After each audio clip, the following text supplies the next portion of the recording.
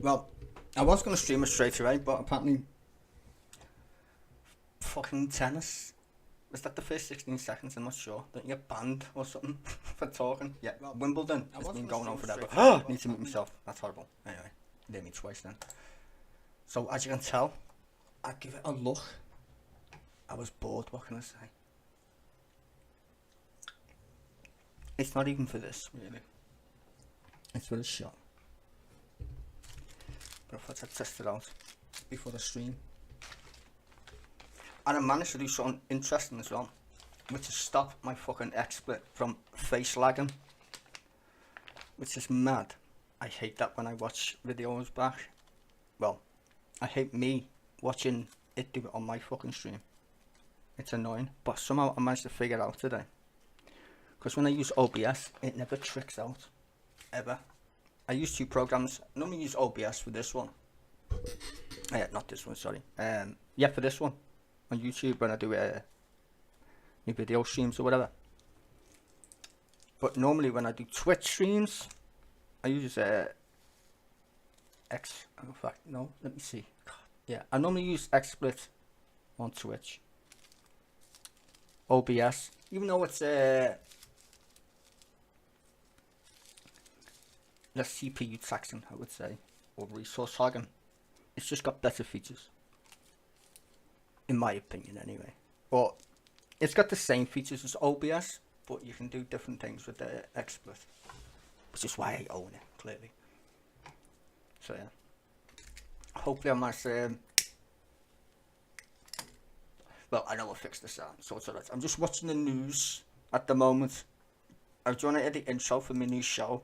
It's not technically a show, but it will be something that I can listen to this awesome thing. Where is it? I just think it's fucking hilarious. Oh, I've lost it. It's somewhere. Oh, never mind. I'll find it again. It was a song. To be fair, I don't know if I can use it though. I don't really get clobbered with a copyright strike or anything.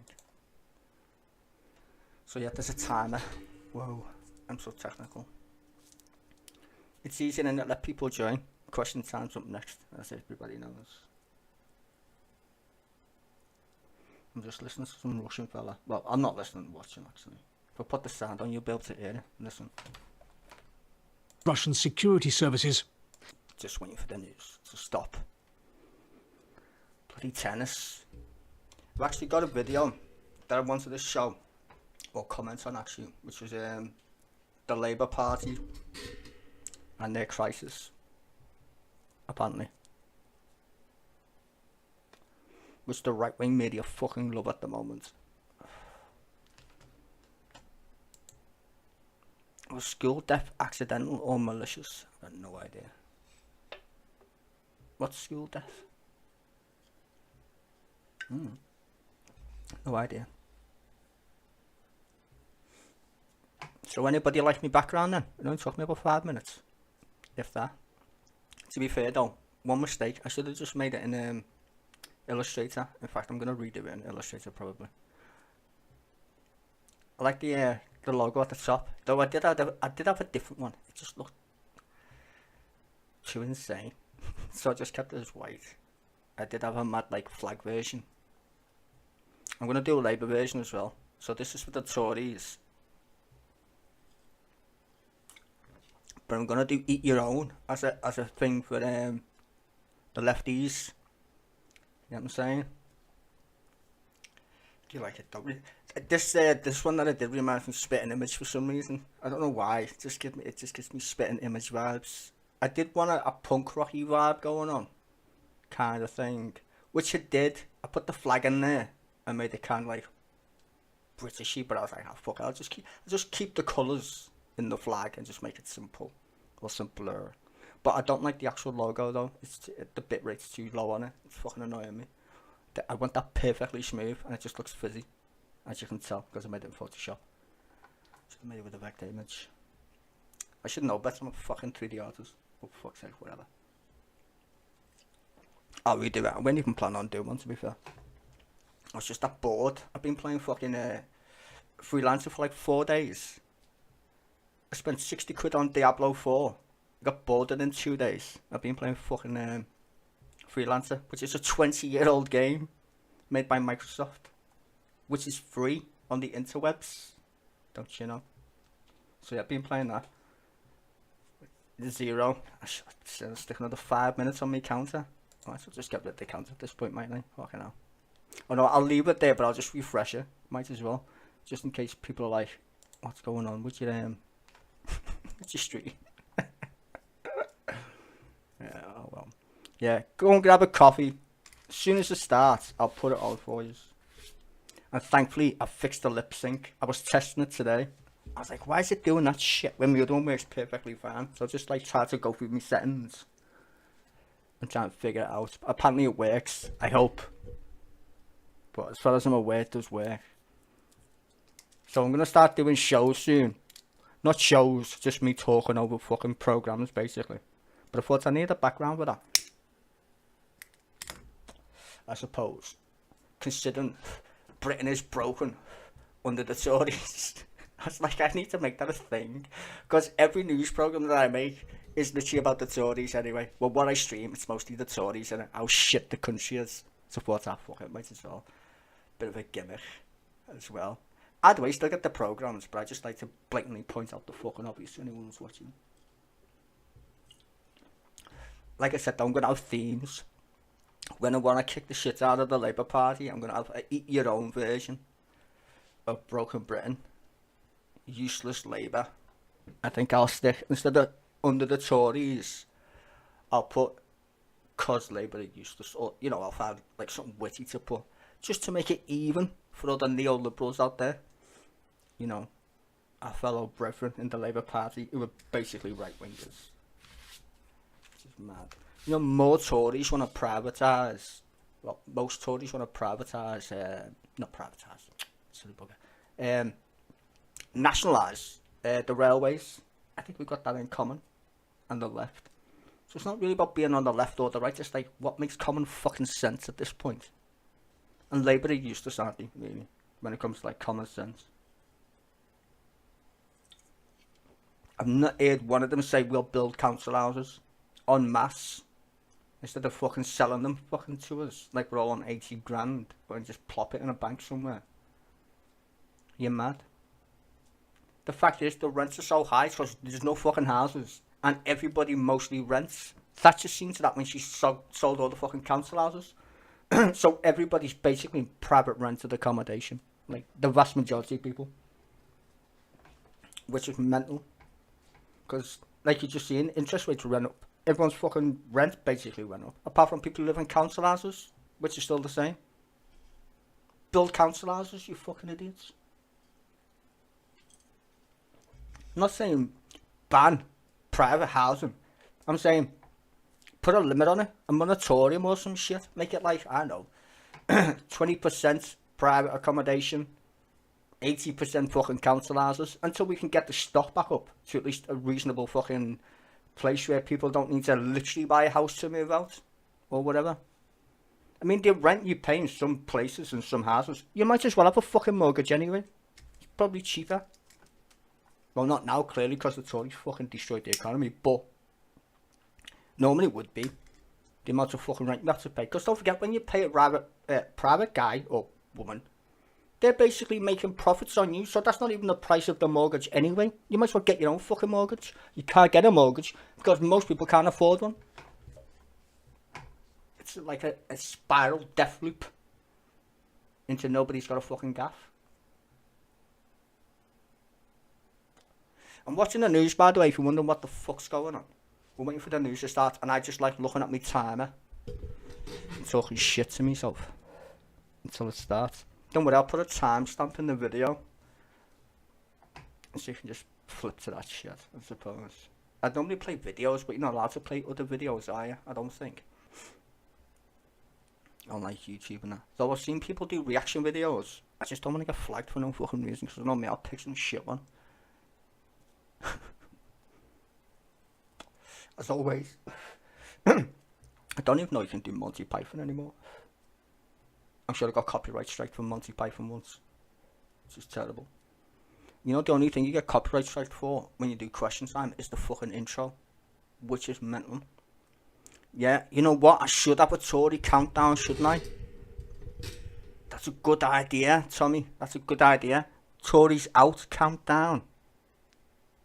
But would it work every time I logged off and logged back on? I don't know. But that's a good idea. I'll have to think about that. But the sad thing is, I don't think it does years. It only does hours. So, pretty lame. Maybe it does days and months. I'll have to check. Don't know. Might do dates. Could do dates. I don't know. That's a bit confusing. I just managed to get the timer working. Don't know about dates and that. I could look into it though, probably. Because that'd be funny. Countdown till Tory get booted out. Hey, give me a like if you like me, my little woke background there. I love it. I was stoned when I did it, clearly. Slightly stoned. Went that stoned. I was stoned enough fucking not to use Illustrator, put it that way, and I should have. That means I'm going to have to redo the thing. To be fair, not that hard. I've actually did it. I made it in layers anyway. It's not really that hard. I just had to do the logo. Background's fine. Though I'd have to redo the shadow. That'd be pretty easy anyway. Just copy and paste and just did what I did before. It's fuzzy. Still it sits in. I can do it now actually while I'm watching this shit. Probably. You can't see me anyway. You won't be able to see me doing my work. Or art, I should say. I'm gonna start making t-shirts soon, I think. Just with mad shit on them. About politics. Like memes. Funny ones though.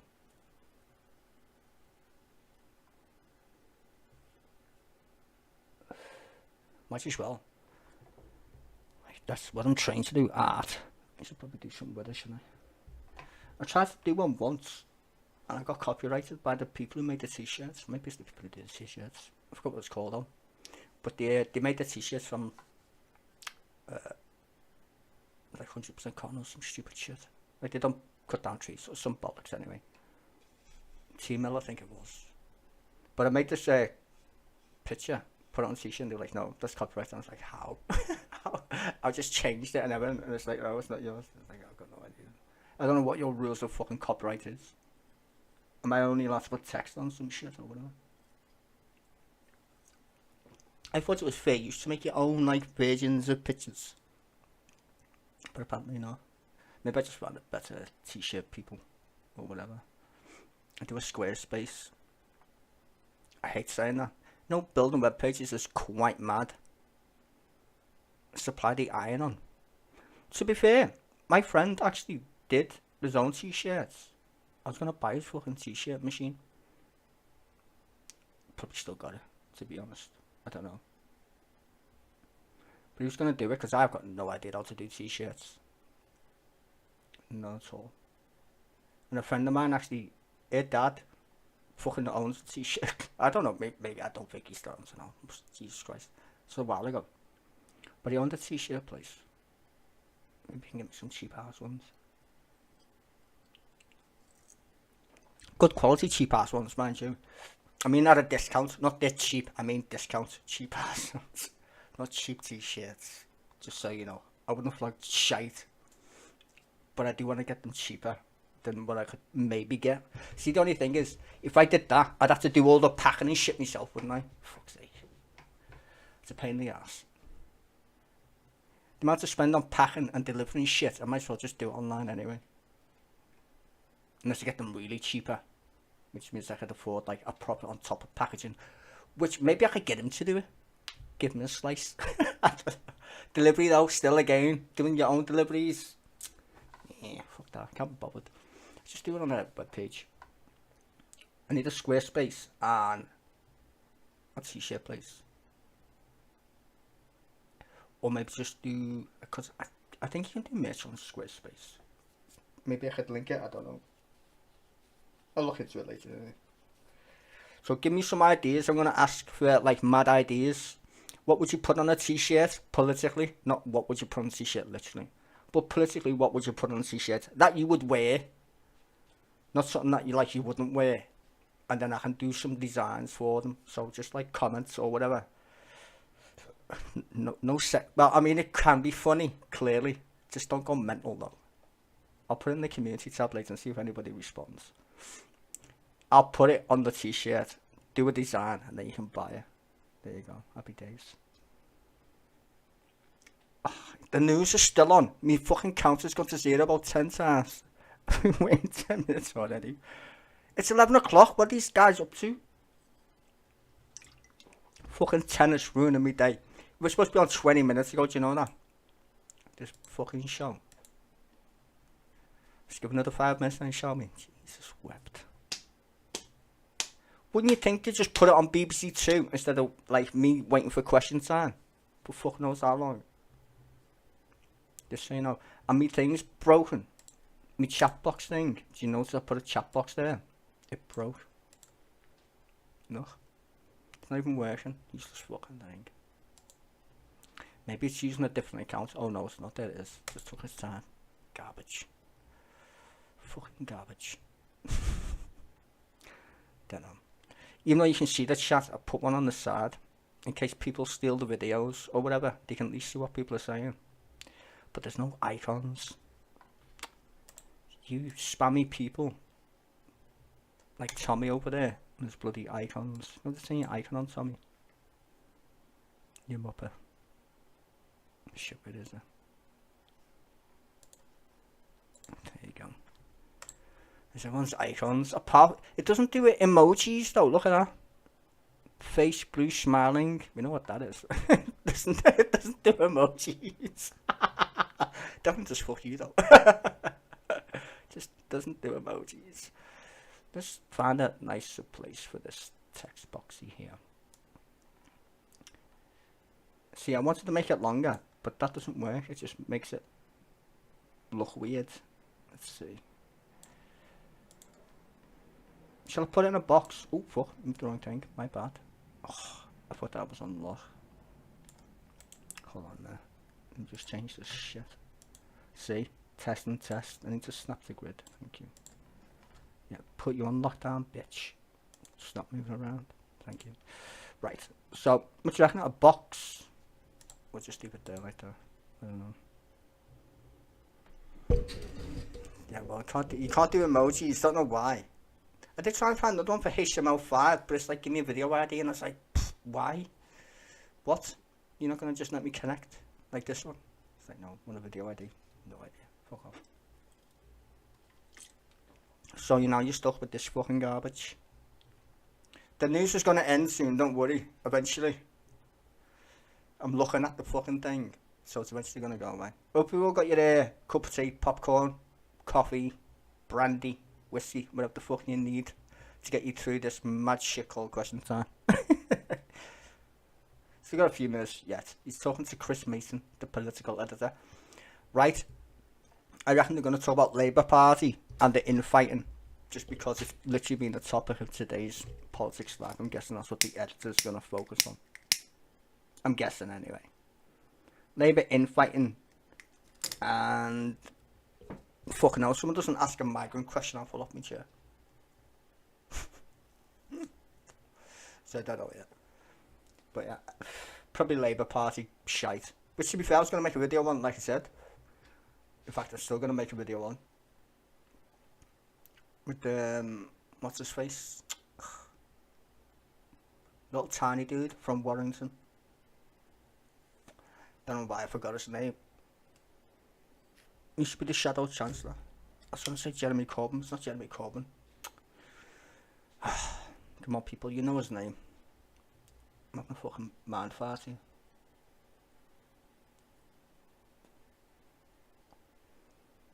Oh, he's got white hair. Little dude. Dennis Skinner's buddy. And Jeremy Corbyn's mate. What's his name? Oh my god. I'm so fucking retarded. Anyway, in. Shout out Chancellor bloke. I'm gonna do a video on him. China. Fucking hell. News already up, bro. When's it gonna finish?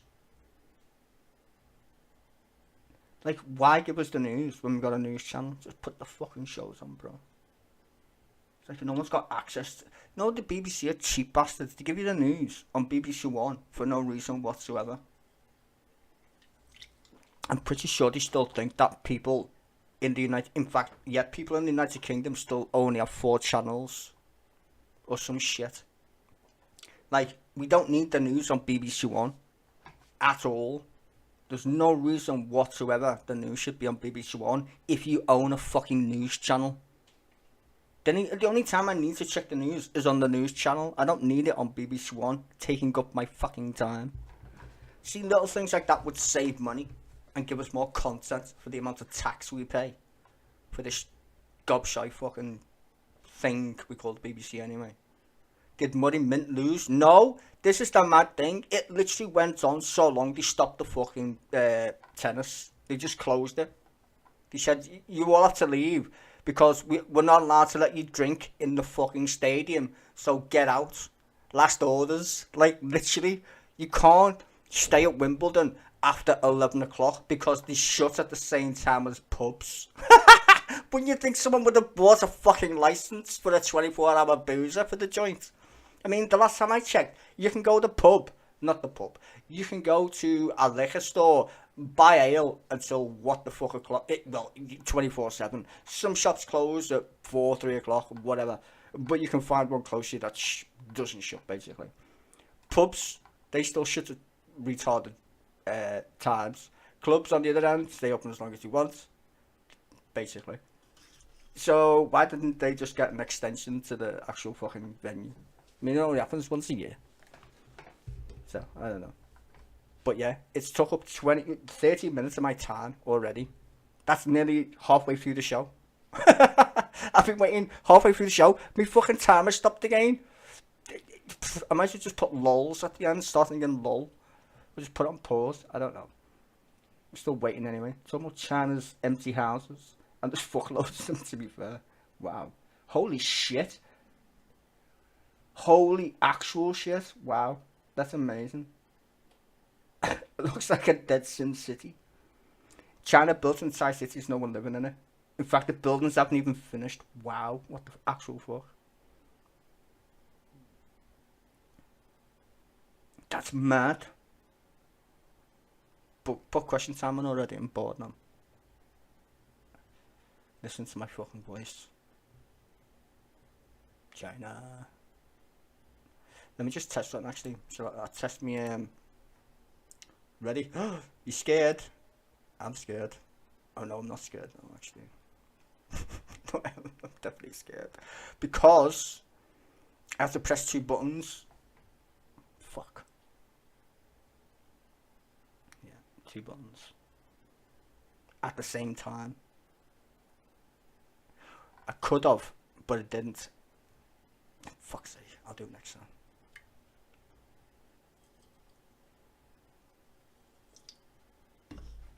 Transition. It'd be easier if I just clicked another thing. And then just go over to Twitter. Oh, Twitter news. Do you want to listen to some Twitter news? Okay, let's put something else on.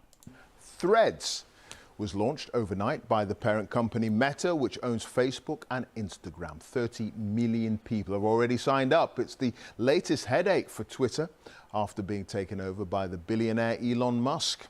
Our North America technology correspondent James Clayton has that story.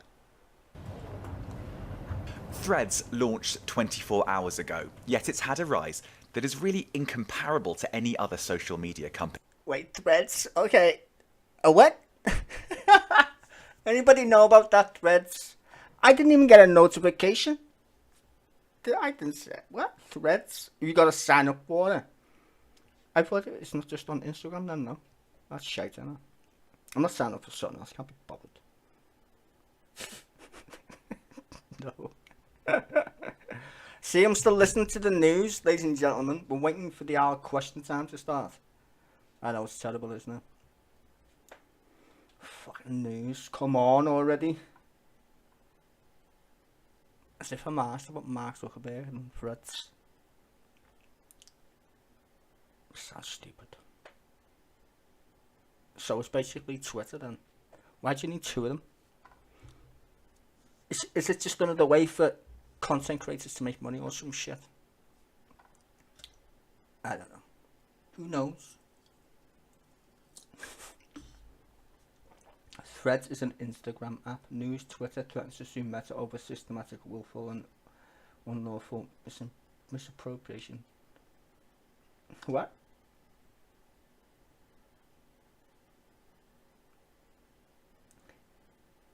Wait, hold on a minute. What? I need to listen to this crackhead. Presents the biggest challenge to Twitter since Elon Musk purchased the platform. James Clayton, BBC News. Shut up, no one's asked. The dude puts rockets in space for a fucking laugh. Do you think he's asked about Twitter? He didn't even want to buy it. You seen the interview with Elon Musk said, was it worth? No, it's not even worth double the amount that I paid for it. Stupid cunts. I bought it anyway. Not asked. He's got billions. He's not bothered at all. I mean, it's the company that Elon Musk owns, and this is the funniest bit about the media and people who are supposed to be like tech savvy or whatever. The most like important company to Elon Musk, right, is the one that's not actually fucking public, which is the one who fires rockets into space. See how much money that's worth? Gets paid by everybody. It's got the most successful rocket company on the planet. By a long shot. Are you kidding me? The guy throws rockets into space for a joke. And makes money from it. Like a joke. And you think he's asked about Twitter? Dude, he gets $1 billion every time he sends a rocket into space. And he spent loads of them. He sent loads of them into space. Loads of them. Why do you think he's not asked? At all. If he made SpaceX public, oh my god. He's like the richest man times 10 already. He's only rich because of a car company. You do know that, right? A car company made him rich. The guy owns the most mad shit, batshit crazy space company. He fires rockets into space and lands them again. The most expensive part of the rocket, he reuses them. The guy brings them back and is like, oh, pay me again. There's another $1 billion. Thank you very much. The only thing he pays for is the fuel. That's it. Like literally, well, I know the people at work there, but in terms of the actual thing that he pays for, is fuel. He brings back the most expensive bit, the fucking rocket. So let's say it cost him, I don't know. Let's say it cost him $1 billion to build a rocket, which it doesn't, but let's just say it did. He sends that rocket up every time, and he gets paid, I don't know, by somebody, I don't know, $250 million, right, or some shit, per rocket launch. If he brings that rocket back 4 times, he's already made his rockets, right, he can build another rocket. If he sends that thing into space 8 times, he's just made $750 million off his next one, right, and his next one, and his next one. The guy's fucking filthy rich. That's why he keeps it private. Doesn't want anybody sniffing around that motherfucker. That's his prized possession. Even when asked in a podcast, would you make SpaceX public? Don't be stupid. Don't be daft. You mad? If I man a fucking meteoroid, asteroid, what the fuck they're called? Asteroids, meteors, not the same thing. If he manned an asteroid, one of them big ass rocks in space, and brings that shit back to Earth, gazillionaire, bro. Just saying. The guy isn't stupid. Let's just put it that way. I mean, I'm not saying a lot of people are stupid. He's got his faults. But he puts his money where his mouth is. A lot of billionaires don't. He's the only billionaire I've ever seen do something useful. Properly useful. With science and rockets. Electric cars, okay, whatever. Rockets mainly, because I like the whole rocket ship, but yeah, that's mad. It's nearly over. It's just doing the sport, and then the weather, then we'll be on our toes. Listen to me chat shit.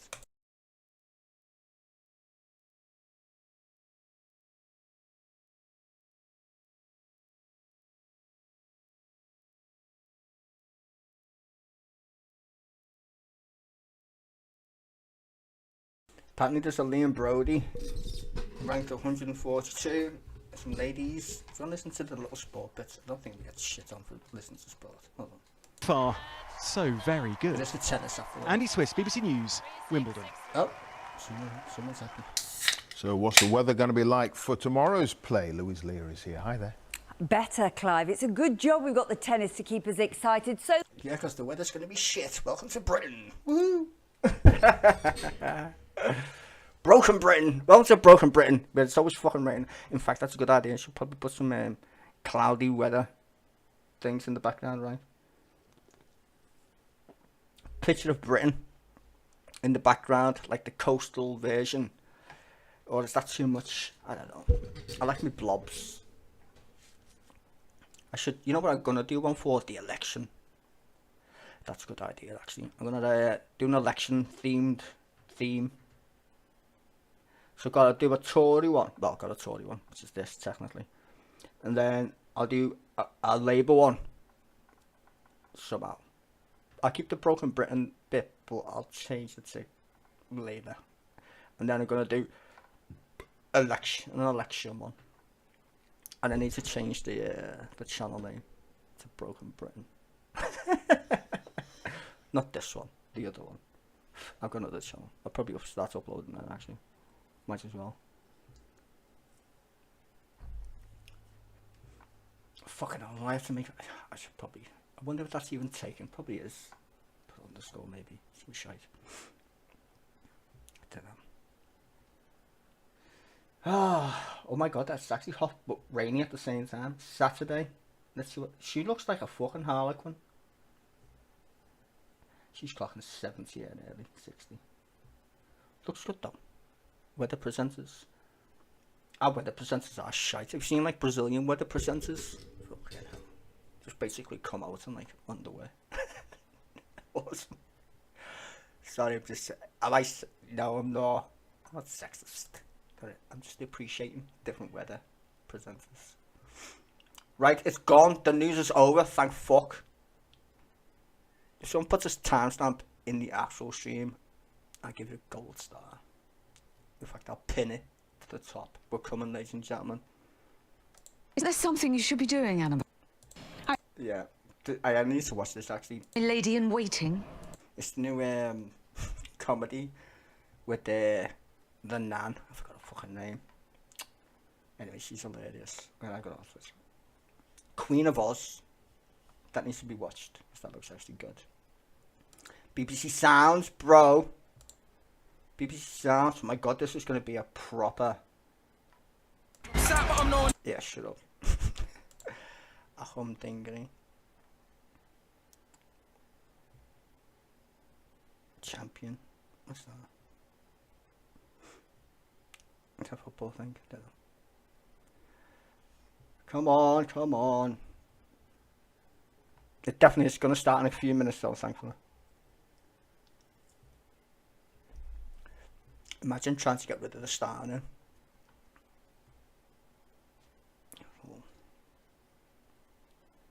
I'm going to confuse so many people watching this video. Starting at 5 minutes. Fuck 5 minutes, 5 minutes, 5 minutes. It's been fucking nearly half an hour. It's been 40 minutes. 20 to fucking 11. Till 20 past 11. That's an hour. It's an hour late, just so everybody knows. An hour. Fucking hell, I've been talking shit for an hour. Fuck my life. Oh, come on already. Give us the... Here it comes. You ready? Almost 20 past 11. Angela Rayner joins Newscast in an hour, but now later than billed following our live Wimbledon action earlier. You know why it's black? Fiona Bruce. You know why it's black? Don't complain. The NHS turns 75 this week. Should we celebrate a cherished service free at the point of delivery, or do striking staff, record waiting lists and poor outcomes mean a change is urgently needed? That is just one of the things the people here want to discuss tonight. We are in Fleetwood, just up the coast from Blackpool. This area has had a Labour MP since 2015, but like every other week, our audience is a reflection of the wider national electoral map. It's a very lively programme tonight. The audience here also want to talk about Just Stop Oil protests and do politics and social media mix. Welcome to Question Time. From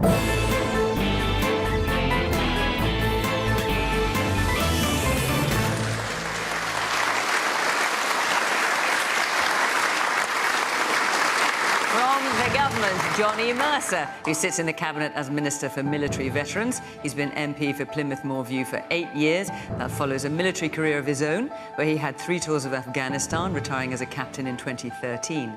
Bridget Phillipson was elected as a Labour MP at the age of just 26 back in 2010, and having previously spoken for her party on Treasury matters, she's now in her 3rd year as Shadow Secretary of State for Education. Kate Andrews is economics editor at the right-leaning magazine The Spectator. This week she's been arguing the NHS remains one of the best funded yet worst performing healthcare systems in Europe. And Dale Vince founded the green energy provider Ecotricity. He's donated to the Labour Party as well as other parties. Among other protest groups, he's a prominent financial supporter of Just Stop Oil, who campaign, sometimes controversially, against fossil fuels.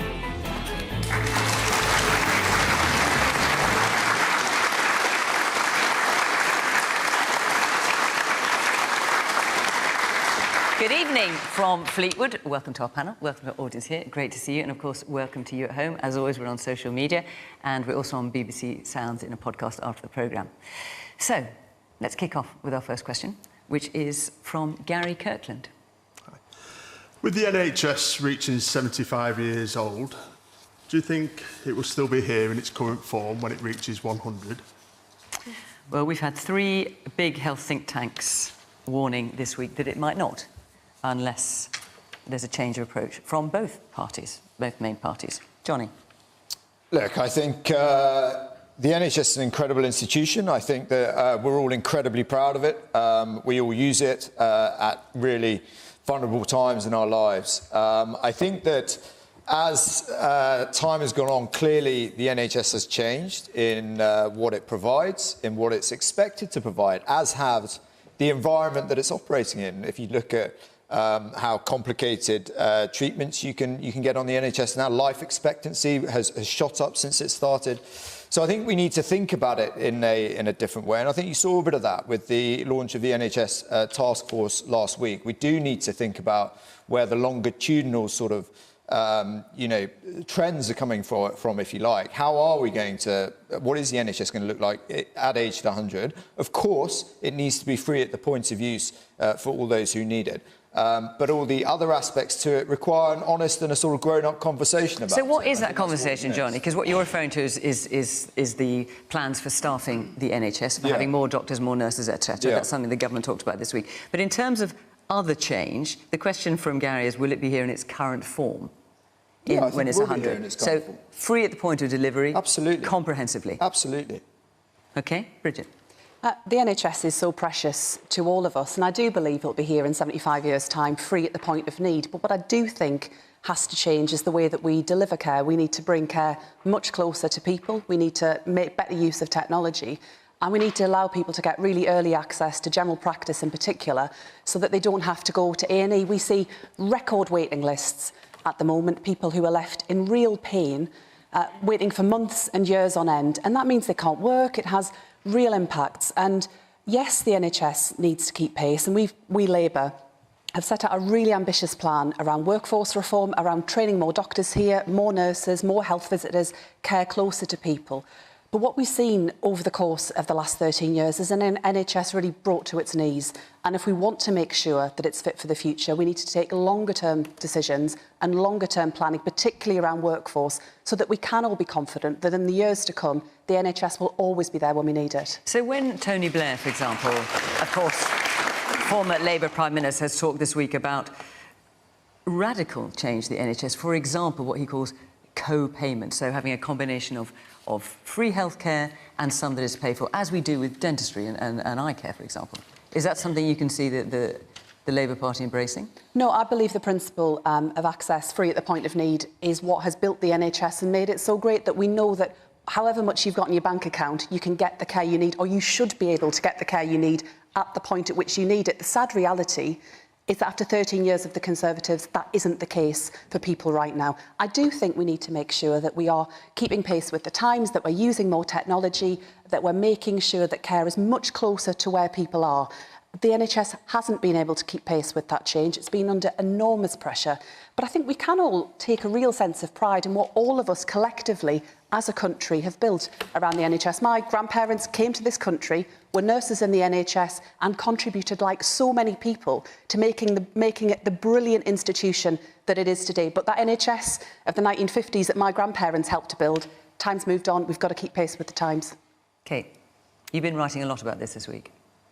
I think politicians across the political spectrum have done a great disservice to the public by pretending and coming to this fake consensus that the NHS is the envy of the world. It's not, and it hasn't been for a very long time under Conservative governments, under Labour governments, and the logical conclusion of telling yourself over and over again that this is a precious system. I'm not talking about the amazing doctors and nurses. I'm talking about the model, the structure. It's precious. We love it. Is that you wind up in Westminster Abbey, the Prime Minister, the Leader of the Opposition, members of the royal family, literally praying to it this week. When you have 7.4 million people on the waiting list, when you can't see your GP, when you are terrified that your cancer diagnosis won't be found in time. We talk about free at the point of use, we talk about universal access. These are incredibly important principles. Most of the developed world, apart from the United States, which is such an outlier, no one wants that. Most of the developed world has adopted those principles. But what good is it to say free at the point of use if you can't see your GP? It might be free when you show up, but you don't get to show up. And so many people in this audience, I bet, so many people at home have a loved one or they themselves are waiting to be seen. I think we've been terribly dishonest about this. We absolutely need reform. And what would you suggest, Kate? Paying for some of it? Sorry, what would you suggest? Paying for some of it? We already pay significant obviously amounts through of our money taxes, to the NHS. but in addition to that, top 6 funded country in the OECD right now, and these are the outcomes that we get. Second worst out of 19 developed countries for saving lives. Second worst, and all this money is being poured into it. We need to be much more realistic about using the private, independent and charity sectors for provision. The government has such an important role to play here to keep it universal. But we do not have privatized systems across Europe. We have mixed systems where people are protected and they get significantly better results. And I have, to your question about whether or not it will be the same in 25 years' time, I hope not, because if it is, far more people are going to not only be on these waiting lists, we're going to have lost lives, and these are not statistics, these are people. This is life and death. It is the most important area of public policy, and politicians need to be so much more honest about this. Okay.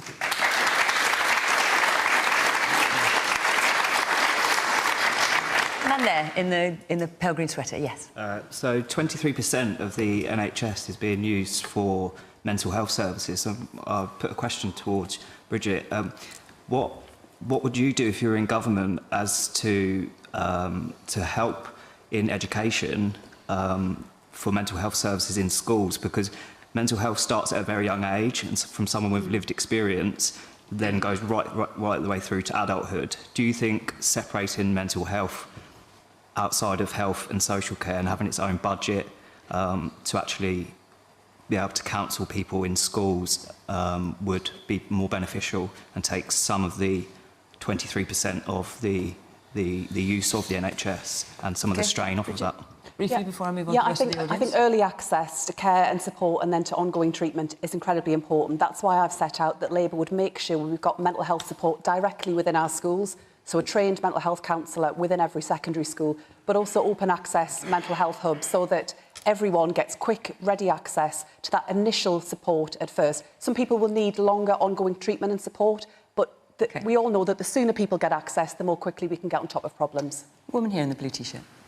NHS stands for National Health Service, and I really believe that all of us should make sure that it never stands for no health service. And is that how it feels to you at the moment? There should always be, yes, oh yes. I've had people say that to me, you know, don't talk about the NHS, it means no health service because of their experiences in the past. But we haven't experienced that. That's why I really believe that, you know, we have to do everything we can to make sure that we always have a National Health Service. And when you hear what Kate is saying, for example, about more private provision, and not having it as it is now, but changing the funding model. What do you think of that? When you hear what Kate says about possibly changing the funding model? Yeah, I think it will change. It's got to change. But, I mean, people's illnesses are changing, but we've always had good things from the National Health Service. I had a heart attack and I was in and out of hospital within a week and everything was fine. My husband's had health problems. He was fast-tracked and within a week everything was happening. Biopsies, you know, MRI scans, blood tests, everything. And we thought, well, you can't fault that, you know, because we were getting all that much care from everybody. The woman over there with the glasses.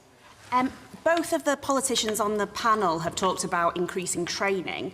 I just wonder how attractive you think that's going to be when people come out of university with a huge amount of debt to go into occupations where there's such a limit on how much the average person in that occupation earns. OK, I'll put that to the panel in a minute. And yes, let's hear from the...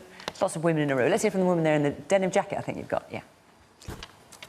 How many of the panel have experienced going to their local A&E service and seeing all the difficulties that the staff there and the number of patients have in action? I just wonder if you're all speaking from experience of using the same local services that we all have to. And what's your experience been? It's pretty plenty of patients, far too many patients, staff who are absolutely run off their feet, people not getting the privacy of having a cubicle, being basically cared for in the waiting area, and staff coming and attending them and then going and attending other patients because there aren't enough cubicles to treat them. And that was certainly the last couple of weeks. OK, I'll come back to you in a minute, but Dare, we haven't heard from you. So the question is, with the NHS reaching 75 years old, do you think it will be here in its current form when it reaches 100? Yeah, first, just say I do have experience of being in A&E, and it was a terrible experience. The staff were completely overworked, and it was an awful thing. And I think that the NHS have been underfunded for the last 13 years, undermined by the Conservative government. I think the staff in the NHS have been treated terribly badly. They were heroes in the pandemic. Within 18 months, they became zeros when they wanted a fair rise in their wages.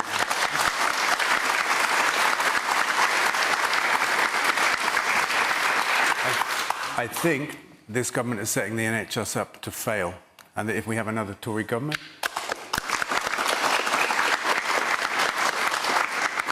then maybe we won't have the NHS that we know now or remember in 25 years' time. I think that's possible. And I think privatisation just doesn't work, not just in health, but in water, in energy, in rail. Anywhere you look, privatisation. And so when you look at the funding model in other European countries, for example, which is what Kate is stating, and I'm not advocating for it one way or another, in many instances their outcomes are much better. Does that persuade you at all? Well, I look at the fundamental rationale of privatisation is that private companies... And it's not wholesale, obviously, because there is also state provision too. Is that private companies can do it better with their profit motive. And we've seen that fail in everything. We've seen it fail in water companies with sewage in our rivers and on our beaches. We've seen it fail in energy with record energy bills and bankruptcies and a price cap. We've seen a Conservative government intervene in the energy market and fix the price. It's kind of unheard of. You look at the rail system that we have and our train service. Everywhere that privatisation has been brought in, it's failed. And it will fail in health as well. What is failure if it's not being second to last on the list for saving lives? What is failure if you are ranking at the bottom of the list for saving people from strokes and heart attacks? Don't forget, we're underfunded. The NHS is underfunded. I'll come to the funding in just 1 minute. I'm delighted to hear that you had a good experience when you went into hospital. That sounds absolutely harrowing. I'm also very... And I think one of the reasons this topic's so emotive is because we all have our own experiences with healthcare. But if we look at the actual numbers, if you have a heart attack in this country, you fare very poorly. You are... The NHS is second to last on that list for healthcare outcomes when it comes to heart attacks. And if we look at funding, we are making a political choice here. We have decided, and I'm not sure why, I'm not sure how this came about, but we have decided that the only ethical way to fund a system is only through taxpayer money. So if you look at only government money, taxpayer money being spent throughout the entirety of the 2010s, even at the height of austerity, in that OECD ranking, the UK was not mediocre, wasn't towards the bottom of the list. It always ranked in the top 4 countries, along with Scandinavian countries.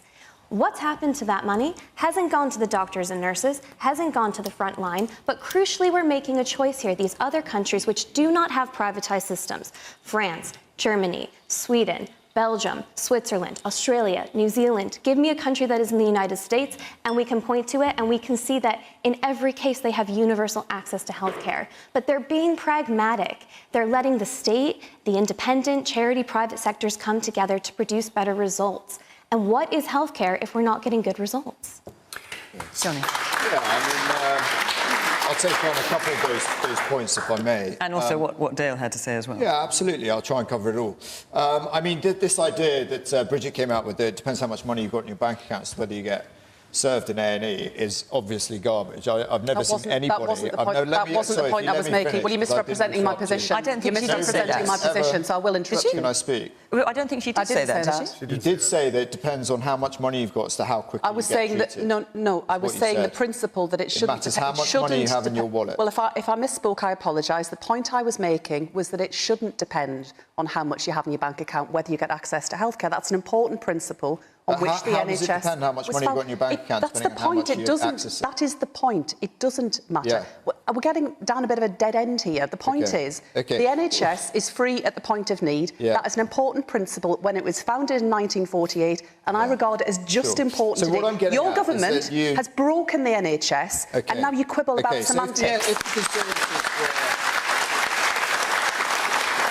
The reason I put this up is because obviously it's an incredibly emotive subject, right? And everyone accepts, like you say, do we go into A&E? Yeah, I had a 13-hour stay in A&E this time last year, and it's an incredibly challenging environment. But this idea that the healthcare system is on its knees, if you bear this in context, maybe in Somalia the healthcare system's on its knees, not in the UK. This lady here has just talked about her amazing experience. Now, and that lady back there talked about her far less than amazing experience. Yes.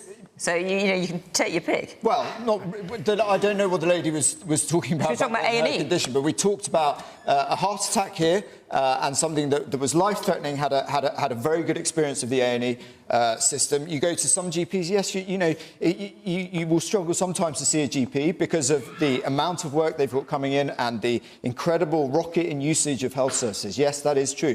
But generally speaking, if you have to see a GP that day, you will go and see us. And I've been around all the surgeries in Plymouth to make sure that that's the case. And but when it comes to investment, in can I just answer the investment question? If the Conservatives are intent on destroying the NHS, they're doing a pretty bad job at it because it's actually getting more money going into it now than it's ever had in its history. Now, you can have a conversation and say anything you like is underfunded. You could say the military is underfunded. But the question is, you're balancing that against all these other things. Where do you stop? And you've got people on the other side of the argument, like Kate, saying, are we actually paying too much at the moment? So you go and knock on doors in Plymouth. I didn't say we were paying too much. I question where the outcomes are when you're funneling so much in. And do they want to pay more tax at the moment? Not really, no. So you have to think about all of the other contexts that it's sort of sat within. And are we getting a good health service? I don't accept that we have a health service that is on its knees or disgraceful. I think it's got a huge challenge because we're trying to provide healthcare free at the point of need. But on the whole, people, the vast majority of people get an amazing service that saves thousands of lives every day. I don't think we should be talking it down in that way. And just briefly, to the point that the woman made over there about training and workforce.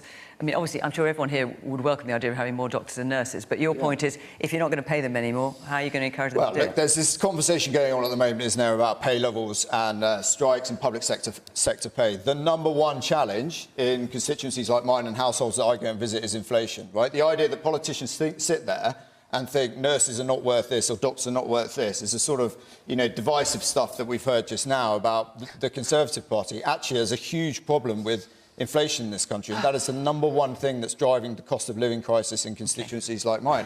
So it has to be balanced off, and the number one thing that's going to drive inflation is big public sector pay awards, and that is the challenge we're in. Nothing is black and white. It's all sort of shades of grey and trying to control both sides of it. As I'm sure you know, there are economists who would challenge the view that public sector pay rises fuel inflation, but I'll say that's enough said about that. Yes, Bridget. Taking a step back from some of that, just to say, yes, absolutely, the NHS matters to all of us. It matters to me. I've got young children too. You want to know it's there when you need it. And I've got to say that just telling people that everything's wonderful and they should suck it up is not the answer. I said it was deeply challenged.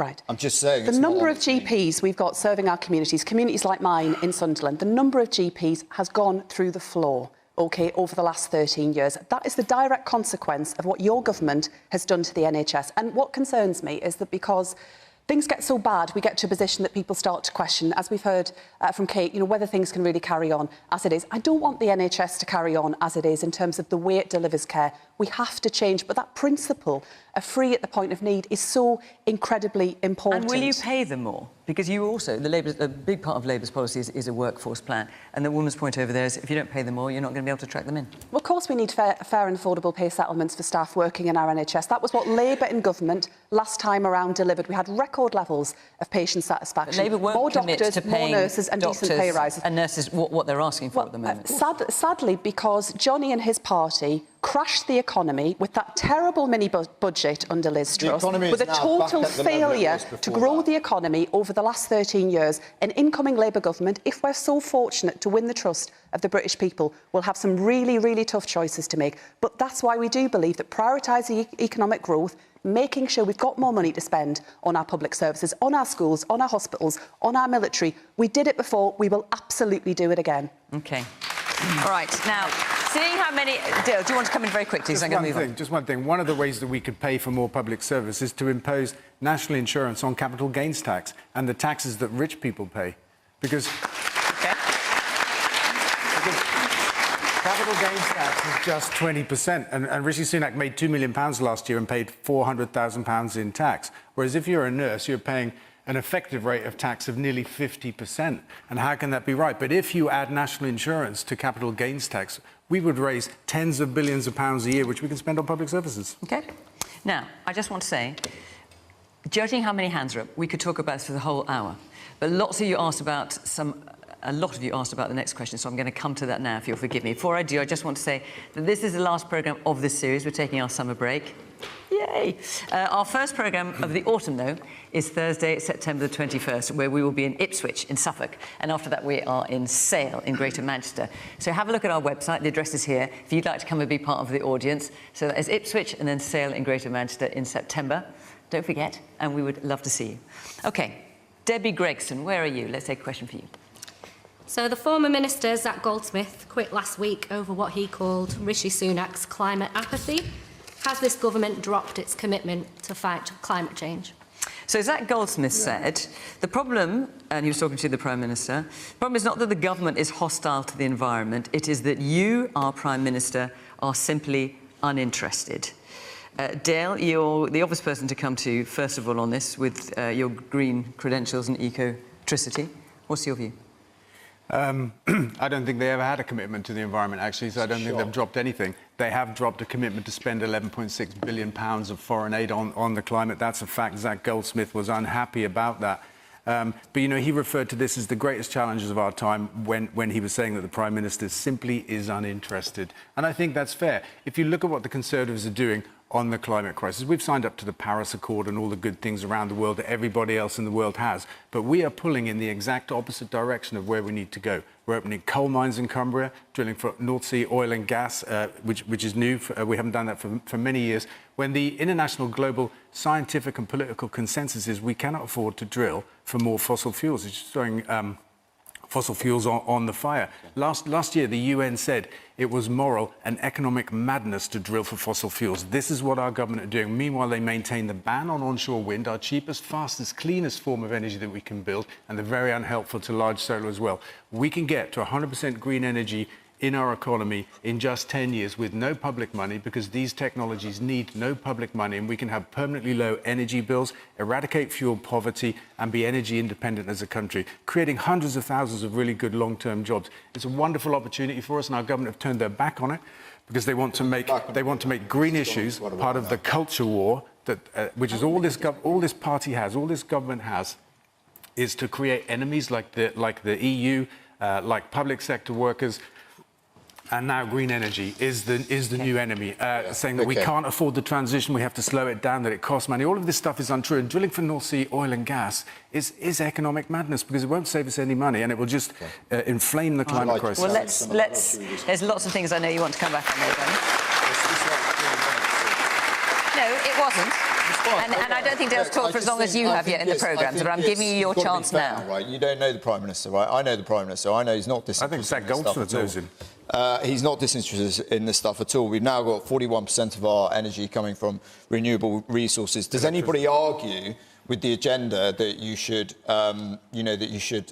be more green, and that we've got massive challenges in the climate space and the climate emergency, and we've got to deal with that? Nobody disputes that at all. The question is, how do you get there, and the journey of getting there? And the idea that with what's going on in Europe at the moment, you can just cut North Sea oil and gas drilling. I mean, even the unions who are involved in this just say this is an absolutely absurd plan. Unfortunately, we don't live in an idealistic world where we can just cut all the cars, turn everything off, and go and build loads of wind farms. It doesn't work like that. No one disputes the end state of this cause. But firstly, the agenda that you just throw it up in the air and come back with all these green policies and forget everything else just doesn't work in the real world. I didn't say that. And secondly, no, you're saying that we need to accelerate straight towards this green target where you are investing all this money in wind instead of drilling for oil and gas. No public and money. we're trying to become energy independent and get energy security in this country at the moment.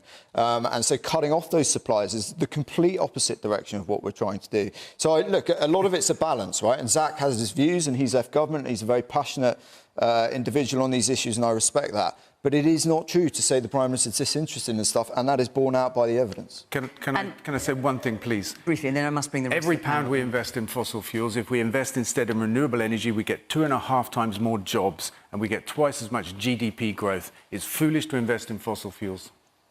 Bridget. So, I mean, Labour is saying that it doesn't want new oil and gas drilling, but nonetheless, if we look at Rossell, I think it's called, which is a new oil field which is being proposed at the moment, you're not opposing that, are you? We don't. Rossbank, sorry. Yes, an incoming Labour government would have a real push around renewable energy and around moving to clean energy. We've got a really big commitment around that. And the reason for that is that we want to cut bills, we want to create jobs, and we want to make sure that we're not so exposed in the future where it comes to energy security. We've been living through a cost of living crisis where we've all seen a real big spike in our gas and electricity bills. And the reason for that, the reason we're so uniquely exposed, is that we aren't doing enough to protect our own energy security here. We've been too vulnerable to international shocks, to Putin's aggression. We need to generate more here, and that's what Labour's plan is all about. But I think there is a really great opportunity in responding to this big, kind of very terrifying prospect of climate change to create more jobs in communities like Fleetwood, in coastal communities, in former industrial communities, like my part of the world in Sunderland.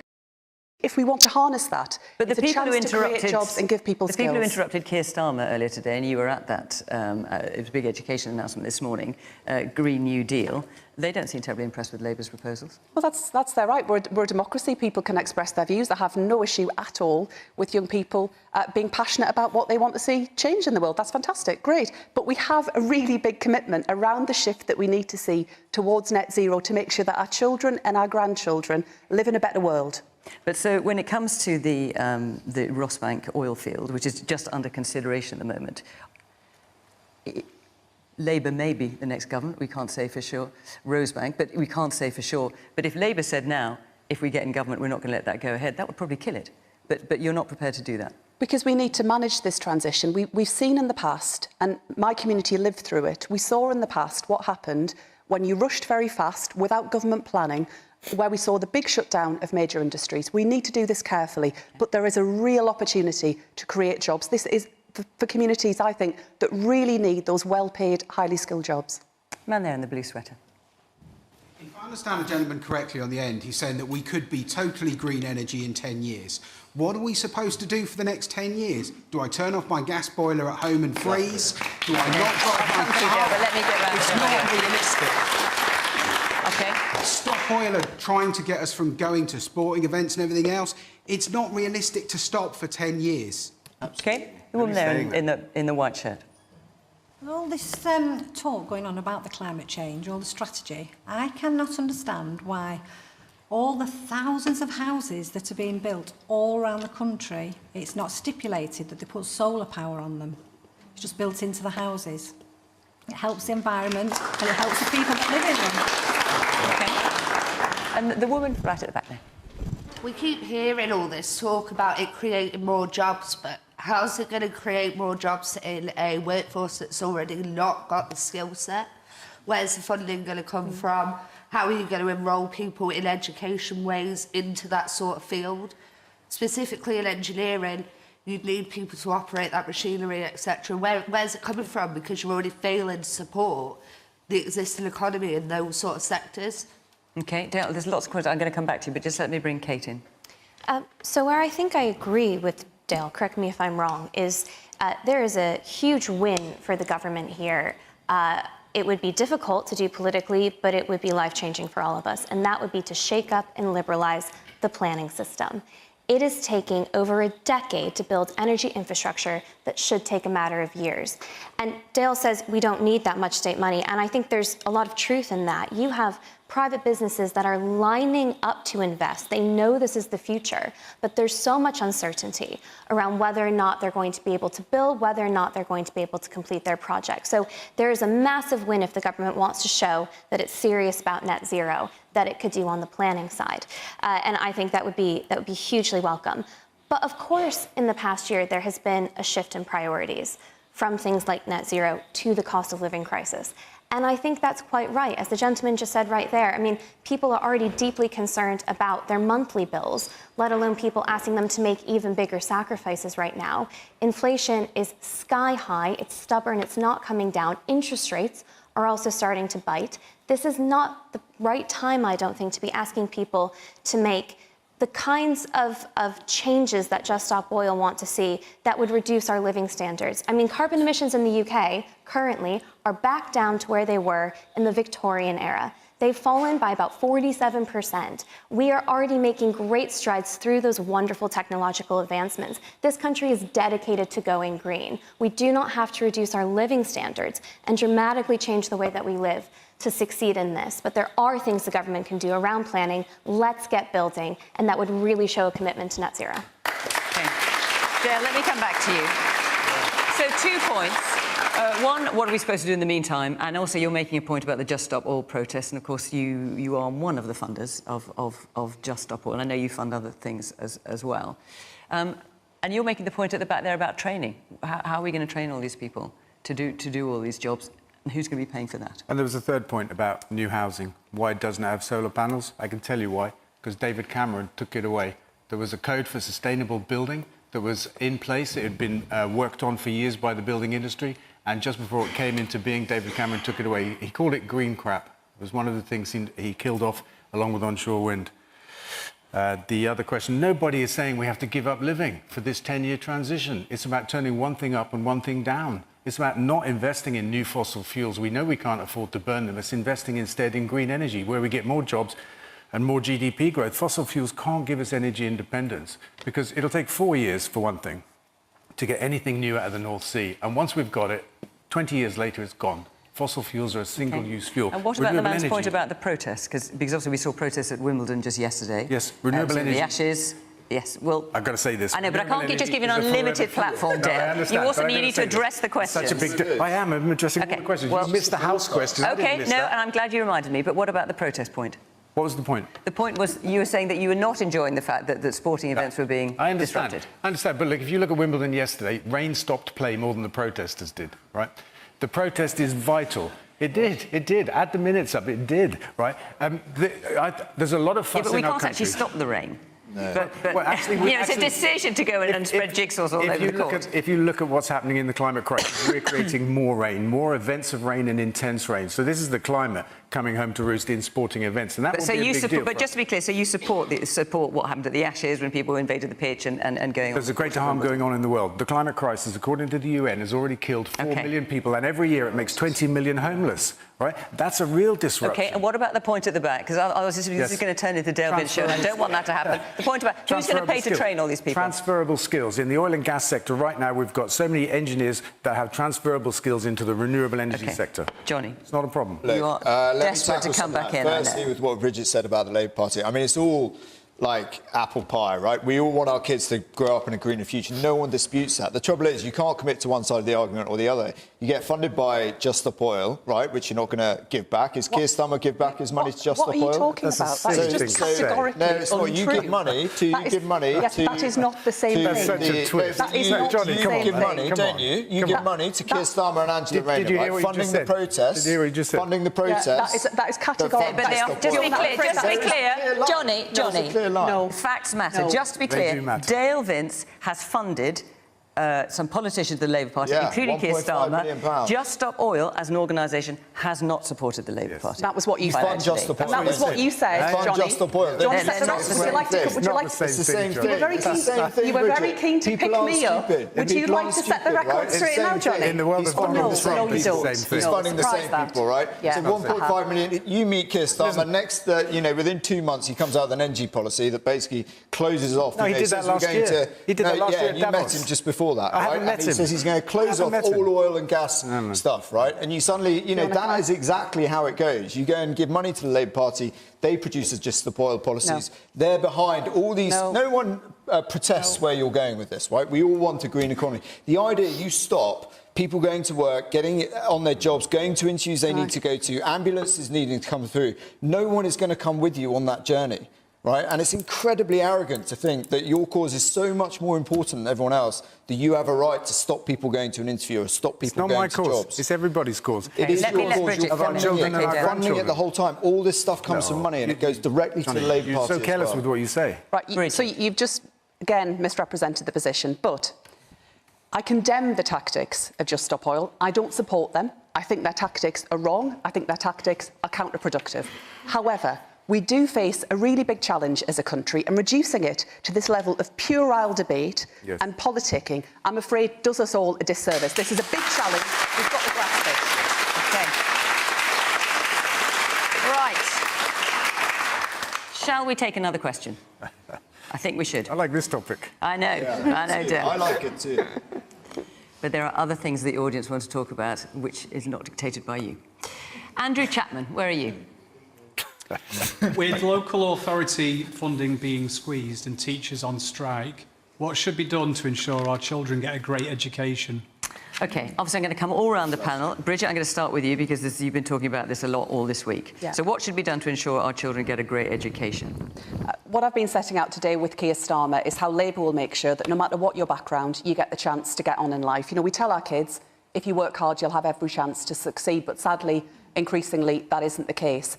I want to make sure that class is no barrier to getting on, that if you work hard, you succeed. And what we've been setting out today around how we'll deliver that is making sure we have more teachers in our classrooms, that we support them to stay there, that we've got better help and support within our schools, breakfast clubs, mental health support, all fully funded and fully costed. And we'll do that by ending the tax breaks that private schools enjoy, and we'll put that towards delivering a brilliant state education for all of our children. So, Bridget, let me ask you, because I say, Labour's been talking about this all week, Keir Starmer's talking about it today. One big issue is the retention of teachers. Obviously, teachers are striking. They struck yesterday in England. They're striking again tomorrow over pay and a number of things.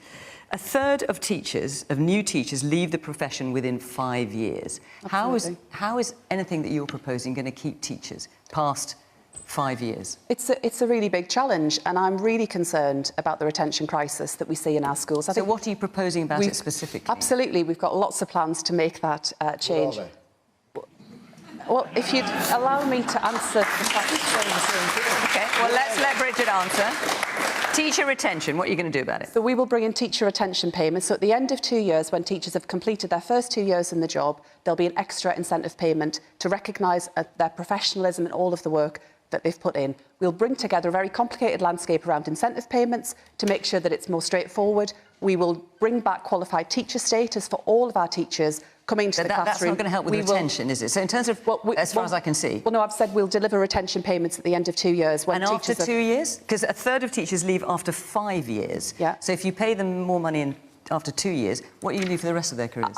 Of course there is more to do. I want us to do more, but we need to get our economy growing in order to do that. We would face some really tough choices about what we do as a government, but education will absolutely be a priority for an incoming Labour government. We saw the difference last time around where it comes to teacher pay as well. So under the last Labour government, teachers saw real terms pay increases. What we've seen this time around is a 13% real terms pay cut for teachers since 2010. And we've seen a total failure on the part of the government to negotiate, to get around the table and to stop industrial action going ahead. I want our children in school. They've missed out on a lot. But the government should publish that peer review body report and get around the table and negotiate. Can I ask, have we got any teachers? Any teachers in the House? Right, oh, quite a few. OK, so the woman there, to begin with, just a bit further forward, what would... In terms of teacher retention, there's lots of issues, of course, with education. In terms of teacher retention, what do you think should be done? Well, it seems unfair that retention payments should be given to people just after 2 years. So I've been teaching for 14 years now. I absolutely love it, and I wouldn't want to do anything else. But it seems unfair that people that have just joined the profession are being given some benefits. Well, what about the people that have been doing it for a long time? OK, and let's hear from another teacher. The woman... Oh, actually, there's a woman we haven't heard from there. Yes, let's hear from you. We haven't heard from you yet. I just think that it's pretty ironic that the member from the Tory party sitting there asking Bridget what she plans to do when we have the public review body that have agreed to a 6% pay rise, and the Tory party are refusing to sit with the NEU and discuss the plans to increase teachers' wages. OK. We don't... There have been lots of reports that it may be 6%. We don't know for sure, because, of course, we haven't. Well, I'll come to Johnny and you can ask me. Yeah, don't ask me. I can ask you. Is it 6%? That's not come out. That's not been published. But you must have an idea in the Cabinet. No, I don't have an idea. And also the idea that the government has not sat down and talked to teachers again is, I'm afraid, just simply not true. When it comes to education, again, we get, lots of warm words. I want our kids to have a great future. Who doesn't want their kids to have a great future, right? Under this government, the amount of good or outstanding schools has gone from 68% to 88%. There are 30,000 more kids in good or outstanding schools in Plymouth, in Devon and Cornwall at the moment, right? If you look at the life chance agenda, which is things like I'm interested in, the opportunities for kids in Plymouth, the single biggest factor that improves their life chances is someone in their family having a job, and workless households has gone through the floor. So there's lots of things to this that you can actually point to where education standards have gone up and kids have got a much better offer than they have in 2010. There are huge challenges, I don't dispute that. But the idea you can say, well, we're going to give £2,000 to teachers for the first 2 years and then we'll just have to suck it and see. It's not professional, it's not good politics, and it's not going to do anything for the life chances of children in my constituency. What would the Conservative government do? You've seen it's all around the standards in schools, right? And the opportunities we give our kids in these communities, and they've gone right up under this government, and you cannot dispute that. We're, the best readers in the West now, thanks to the hard work of all these teachers and the amazing job they do every day going into school with children. So, look, we're in a good place on this. We can always do better, but it is a transformed landscape. And to pretend, that is the 6th time the Labour Party have committed to spend this money from private schools. As though we're all stupid and we don't... No, but your colleagues do. You're part of the Labour Party, right? No, there are 6 times here, right? Extracurricular activity, mental health workers, 5-year post-pandemic catch-up programme. We all want those things, but you can't commit the same amount of money 6 times. No, we haven't, expect Johnny. people to take you seriously, because they just won't. They have. I've got them all here, and that's what you've done. I'm the Shadow Education Secretary. I know what I've said, and I haven't said that. If you want things actually done, and you want your kids to go to a better school, vote Conservative. If you don't, and you just want to hear mother hen and apple pie, then vote for the Labour Party and your kids' education will get worse. I'm afraid that is just not correct. We haven't. Well, it is true. Can I answer? Can I please answer? But you're just going to say it's not Johnny, let her answer. I'm sorry.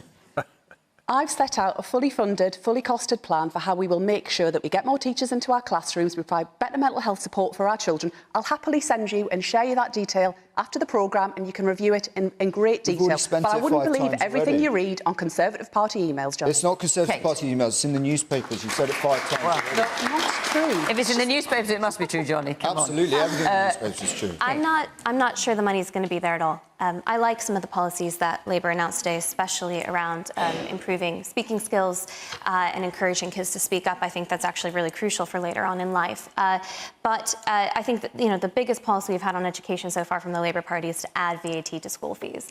That's going to reduce choice, and that's a crucial part to the gentleman's question about how we improve education, we improve choice. The Independent Schools Council estimates that up to 25% of pupils may be pulled out of fee-paying schools, which means not only do you lose some of that revenue from the VAT increase, but now the taxpayer is picking up the bill. And in that scenario, you could end up with very little money at all that you have pledged to give teachers these one-off bonuses. And I agree with you, I think a one-off bonus is not the right way to do it. If we're going to increase teachers' pay, let's do it through their salary. The way we can really sustain that is to grow the economy. And I'm waiting to hear from both the Conservatives and from Labour what their growth policies are. But I think the Labour Party should be very careful when it pledges money that it's not so obvious it has. The Liz Truss premiership taught us a lot of lessons, and they weren't just for the Tory party, they were for the Labour Party too. Markets are not very friendly at the moment to governments spending money they don't have. They're taking notice. You have to cost these things properly, because if politicians don't, the public suffers. Okay. We've got the man with the glasses there and the sort of yellowish T-shirt. Well, actually, let's come to you first, behind you, and then we'll come to you. Yes, the man in the blue top. The lack of support for teachers just doesn't stop at kids not receiving a good education. If teachers are going to strike, kids have to stay off school. That impacts parents as well, who have to stay home to look after their children when they can't work during a cost of living crisis. Surely, sir, for your government, now must be the time to get round the table and at least start talking. Yeah. Okay. And the man in front. No. And the man in front, yes. The big question for both of you would be, surely the way to keep teachers in the profession is not just to make them feel more valued instead of demonising them for striking, to actually get paid what they deserve. Yeah, I mean, Okay, no, I'm going to come a bit more to the audience first. The woman here in the pink and red top. We're talking a lot about everybody being entitled to a great education. What I've not heard talk about from either party for a long time is what we're doing about special needs, because special educational needs are children are being failed in our system. The dyslexia screening bill, nobody's talking about that anymore. Dyslexic children are not getting identified, they're not being picked up, and the government are failing them. Okay, I will come back to you both on that. Dan, I need to bring you in here. So the question is, with local authority funding being squeezed and teachers on strike, what should be done to ensure our children get a great education? Yeah, I think funding is a real problem. I mean, some of the things I've funded, apart from Labour and Just Stop Oil, are breakfast clubs in schools, for example, food banks, which I know Johnny thinks are a personal choice, because he doesn't... I'll let you answer that in a minute. And I've just funded the local school where my boy goes, because I had a conversation with him and he said, look, we don't have paper at school anymore and we're not having practical lessons in chemistry and physics because of a shortage of funding. So I had a chat to the headmaster and he said to me that there was a recent pay award for teachers that the government imposed on schools and said it was fully funded. He said to me it wasn't fully funded and therefore we've had to find £20,000 out of our budget, which we just can't find. That's imposed on schools by central government. And there's a real funding crisis in schools. That's my personal experience. And where do you think the money should come from to pay for it? It should come from central government. You know, from taxation? Absolutely. Or people pay more taxes? Yes, the rich, right? Because we could raise £50 billion a year if we just more fairly tax people with more than £10 million in assets. And you know, it's not like an unfair thing to ask for. If you're a nurse, you're paying nearly 50% of your income in tax, and if you're Rishi Sunak, you're paying 20%. And any kind of millionaire, capital gains. But this is money that you don't earn with a pair of hands. It's money that you earn with money. Why do we tax it at a lower rate than money made with a pair of hands? I think that's fundamentally wrong. Okay, if I can come back on a couple of those points.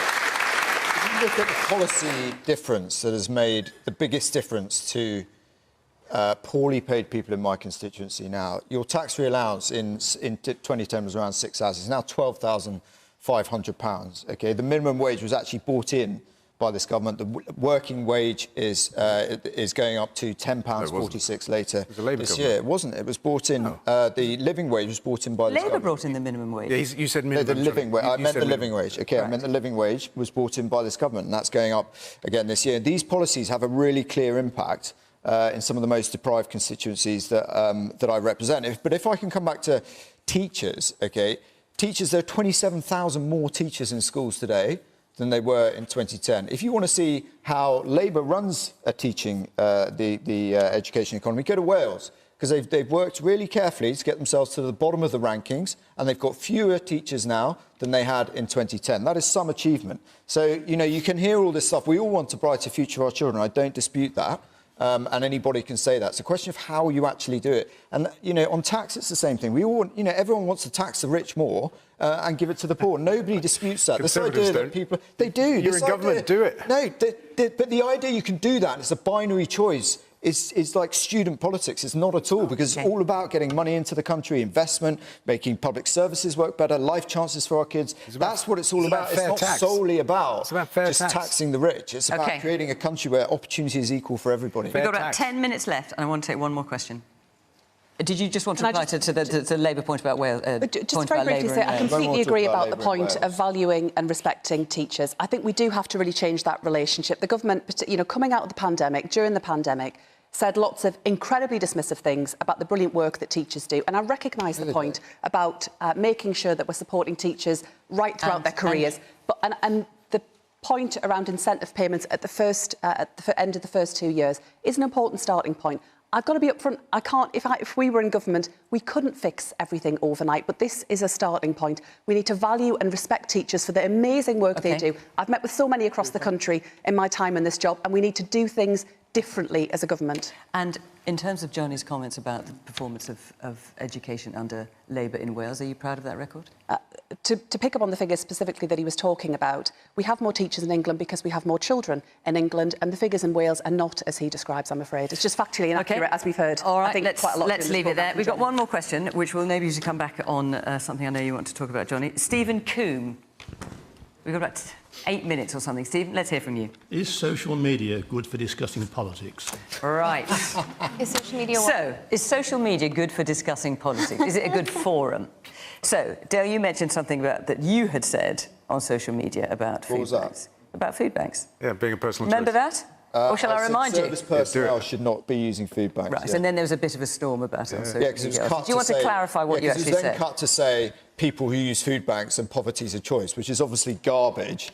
And I've worked 8 years solid now to try and fight poverty and life chances and social injustice in Plymouth. So, you know, service personnel should not be using food banks because there are all sorts of systems in place to support them. It's just, you know, the facts of the matter. Obviously, it gets spun up by Dale and others that, you know, because I'm in the Conservative Party and, you know, the Conservative Party's got its agenda. But that is social media, that is modern politics, and that's what you have to take on the chin. So when you responded to criticisms of your comments, some of which, as you say, were misinterpreted, and you said on social media, in response to the outrage, you said, I'm enjoying the collective bedwetting on this. Yeah. Is that... Yeah, because... Is that a useful way to discuss politics, what people do is they try and outdo each other, right, in how outraged they are about something that never happened, right? That is collective bedwetting. It never happened. So, you know, there's this kind of culture on social media to become more and more outraged and say the most appalling things without any accountability whatsoever about, as I've said, something I didn't say and is completely opposite to my political agenda. So, yes, that is the bad side of social media. It's actually a very good thing as well. It gives people a voice, but I think it's a balance. I've been on the rough end of it this week. You know, obviously it doesn't really bother me. I think that's part of being in the political sphere, and we've just got to work harder to try and get our arguments over in a positive way. So, Kate, is social media good for discussing politics? And I don't think I'm betraying any confidence to say that, as happens with many people that come on this panel, when you, for example, go home tonight, there'll be all sorts of stuff on social media, and lots of it not very complimentary. There were thousands of comments before I came on the programme, and I hadn't said anything yet. So is it good for discussing politics, Twitter? It's given its brevity and how there can be pylons. It's horrible for discussing politics because, look, this panel's been punchy, punchier than most, I'd say, tonight. But when you're face-to-face with a person, you treat them very, very differently than how a lot of people think it's okay to engage online.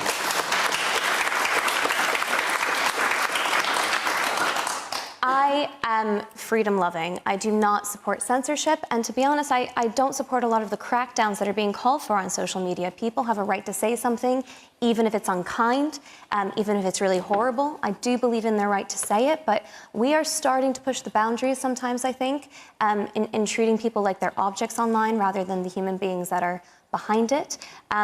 We also can't ignore the fact that a lot of politics takes place online. I mean, Donald Trump conducted American foreign policy on Twitter for the better part of 4 years. So, you know, it's not something we can get around. You know, it's not something that I want to crack down on when it comes to free speech. But it is absolutely a call, you know, to remember the human beings, I suppose, behind those accounts. Okay, woman back there. Johnny, you've talked about your love of wild swimming on social media. Given the amount of raw sewage in the sea at Fleetwood, I just wondered if you brought your swimmers. Very briefly, The sewage issue, again, is really emotive, right? But again, completely misrepresented, because we've had these Victorian systems for years and years. Labour Party did nothing about it. They're not fit for purpose. The question is, have you brought your swimming costume? We I'm now assuming know the how answer much is sewage no. is going in the sea, so people can see it. Should it come down? Yes. Do I want to swim in sewage? Obviously not, right? okay. But the idea you can binary fix it overnight, like you can... Let's get back to the subject. Is social media good for discussing politics? So, Bridget, I had a bit of a look through, obviously, before we came on the programme. So, Scottish Labour were criticised by Kezia Dugdale, of course, former Labour leader, for publishing an ad saying Scottish Conservative leader Douglas Ross can't get it up. And this was in reference to polling figures, because he thought the titters we're getting here, you know, it was all pretty unsavoury. Is that a good way of discussing politics? Stuff like that on social media? I confess I haven't seen this particular advert, although the audience seem to quite enjoy it. No, I think they're just responding to what is, you know, to just the words themselves. I haven't seen it. It doesn't sound to my taste, if I'm honest. But I think social media is a really important way for politicians in particular to be able to reach a wider audience, the people that we represent and the public more widely. But I think Kate's absolutely right that, you know, sometimes the level of discourse online can be rather unpleasant, and people say things online that they probably wouldn't say to your face. If you're prepared to say it to someone's face, then I think by all means say it online. But if in the cold light of day you think, ooh, then probably don't. And some of it is unpleasant, personal, nasty. Let's debate the subject. Let's focus on the politics of it. It can be heated. It's been pretty heated tonight, but I don't think we need that kind of unpleasant discourse on social media. So, Dale, I mean, we've only got a couple of minutes left, but I mean, one of the issues with Twitter, Facebook, you know, these various social media forums is that sometimes you can lose the nuance, particularly when brevity is king. Sure. Are they good forums for discussing politics? I think they can be. I think, you know, sometimes you can find yourself in a bubble discussing stuff with people that feel the same way as you, and sometimes you're gate crashed by people with a different view, which is not a bad thing, unless they're being rude and threatening, which happens. But I think on the whole, social media is a good thing. I think it's democratised the media, because if you look at the media in our country, it's dominated, the ownership of it is dominated by billionaires that don't live here and don't pay tax here. The magazine you work for example, until a few weeks ago was owned by that Barclay fella that lives in Jersey and doesn't pay tax here, along with the Telegraph. And it poisons our national conversation to have these people that don't live here or pay tax here having such a powerful voice. Such a powerful voice, right? And social media gives a voice to everybody. OK. The woman back there with the glasses. Given that the member of the Conservatives and the Conservative Party have shut down any form of meaningful protest, and he shouted across every member of this panel tonight, how else are we meant to get our point across other than social media? OK. The man there with the check shirt and the glasses. Yeah. I'm one of the lucky ones that grew up without social media, and I would not touch it with a barge pole. Right. OK. Got about 20 seconds left. Let's hear from this man in the blue shirt in the front here. Yeah, for me, social media is a great tool for discussing things, but I do think there's a tendency to lose the issue. We tend to attack the person and the people making the point and the parties, and then we get into that conversation around, you know, is this a good person, isn't it? And I think we lose the issue. We just don't get good conversation on it. OK, well, we certainly get good conversation on this programme, I think it's fair to say. And I know that lots of people at home will have their say on social media after it as well. But that is it for tonight and for this series. Thank you very much to the panel. Thank you to all of you for coming, putting your points so brilliantly. And, of course, thank you to you at home for watching. Until next time, in September, from Question Time. Bye-bye. It's the last fucking question time. I didn't even know that. Oh my God, got up a rant now. Wait, hang on a minute. It's the last question time till September. What the actual fuck? No! What are we gonna do, people? Why can't I break till September? What the fuck? What's... It's, oh my God, it's July. Jeez, I have to check. Oh, it's only a month then, isn't it? Jesus Christ, it's gonna be winter soon. Fuck off. You know, some twats already planning fucking Halloween. Not me. Can't be asked. Some twats is though. Mercer's a massive tit anyway. Just gonna point that out. Johnny Mercer, he had that argument with some bird on Twitter about his whole fuck you, go to a food bank, smelly Trump, or whatever. That was his thing, right? Or some shite. I like the way people are like, is social media good for conversations? It says everybody's on social media, even old people. They're on it. They're like, I don't like it, because you don't even know how to press fucking tweet yourself to it. That's why you're like a 90-year-old person. Silly bastard. Fucking hell, 20 years ago, all these, like, most of the fucking people didn't even know what a fucking computer was. Fucking hell. What's your question? What's the number one search on the internet? Porn. What's the second most fucking search for thing on the internet? Well, it's not search for. It just is. Gaming. There you go. There's your two favourite things. Politics is sadly down the picking order. People with brains. Half of us watch porn, the other half play game and watch porn. Or whatever. Porn, right? Just so you know. Not politics. Politics is interesting though on the internet. I will admit that. Because when I first started using YouTube, and it was actually YouTube, not owned by Google, it was mostly ideology. That was the thing. The internet went through kind of waves of weird cat videos, Christians versus atheists. It was so different when YouTube was YouTube, completely different than it is now. I will say that. Like, you could there was only just people with shitty webcams who used to just talk to each other about random shit. And then there'd be cat videos. There wasn't even any music videos, really, I suppose. It was so empty and void of any content other than just people fucking making YouTube videos about random shit. And then you got, like, I would say the new age of YouTube, how to describe it. Podcasts, Flat Earth, and shorts that I never watch. Like, that's literally YouTube in a nutshell.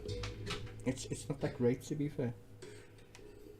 Most of the media though on YouTube, let me get back to the media part because I think it's interesting, it did come about.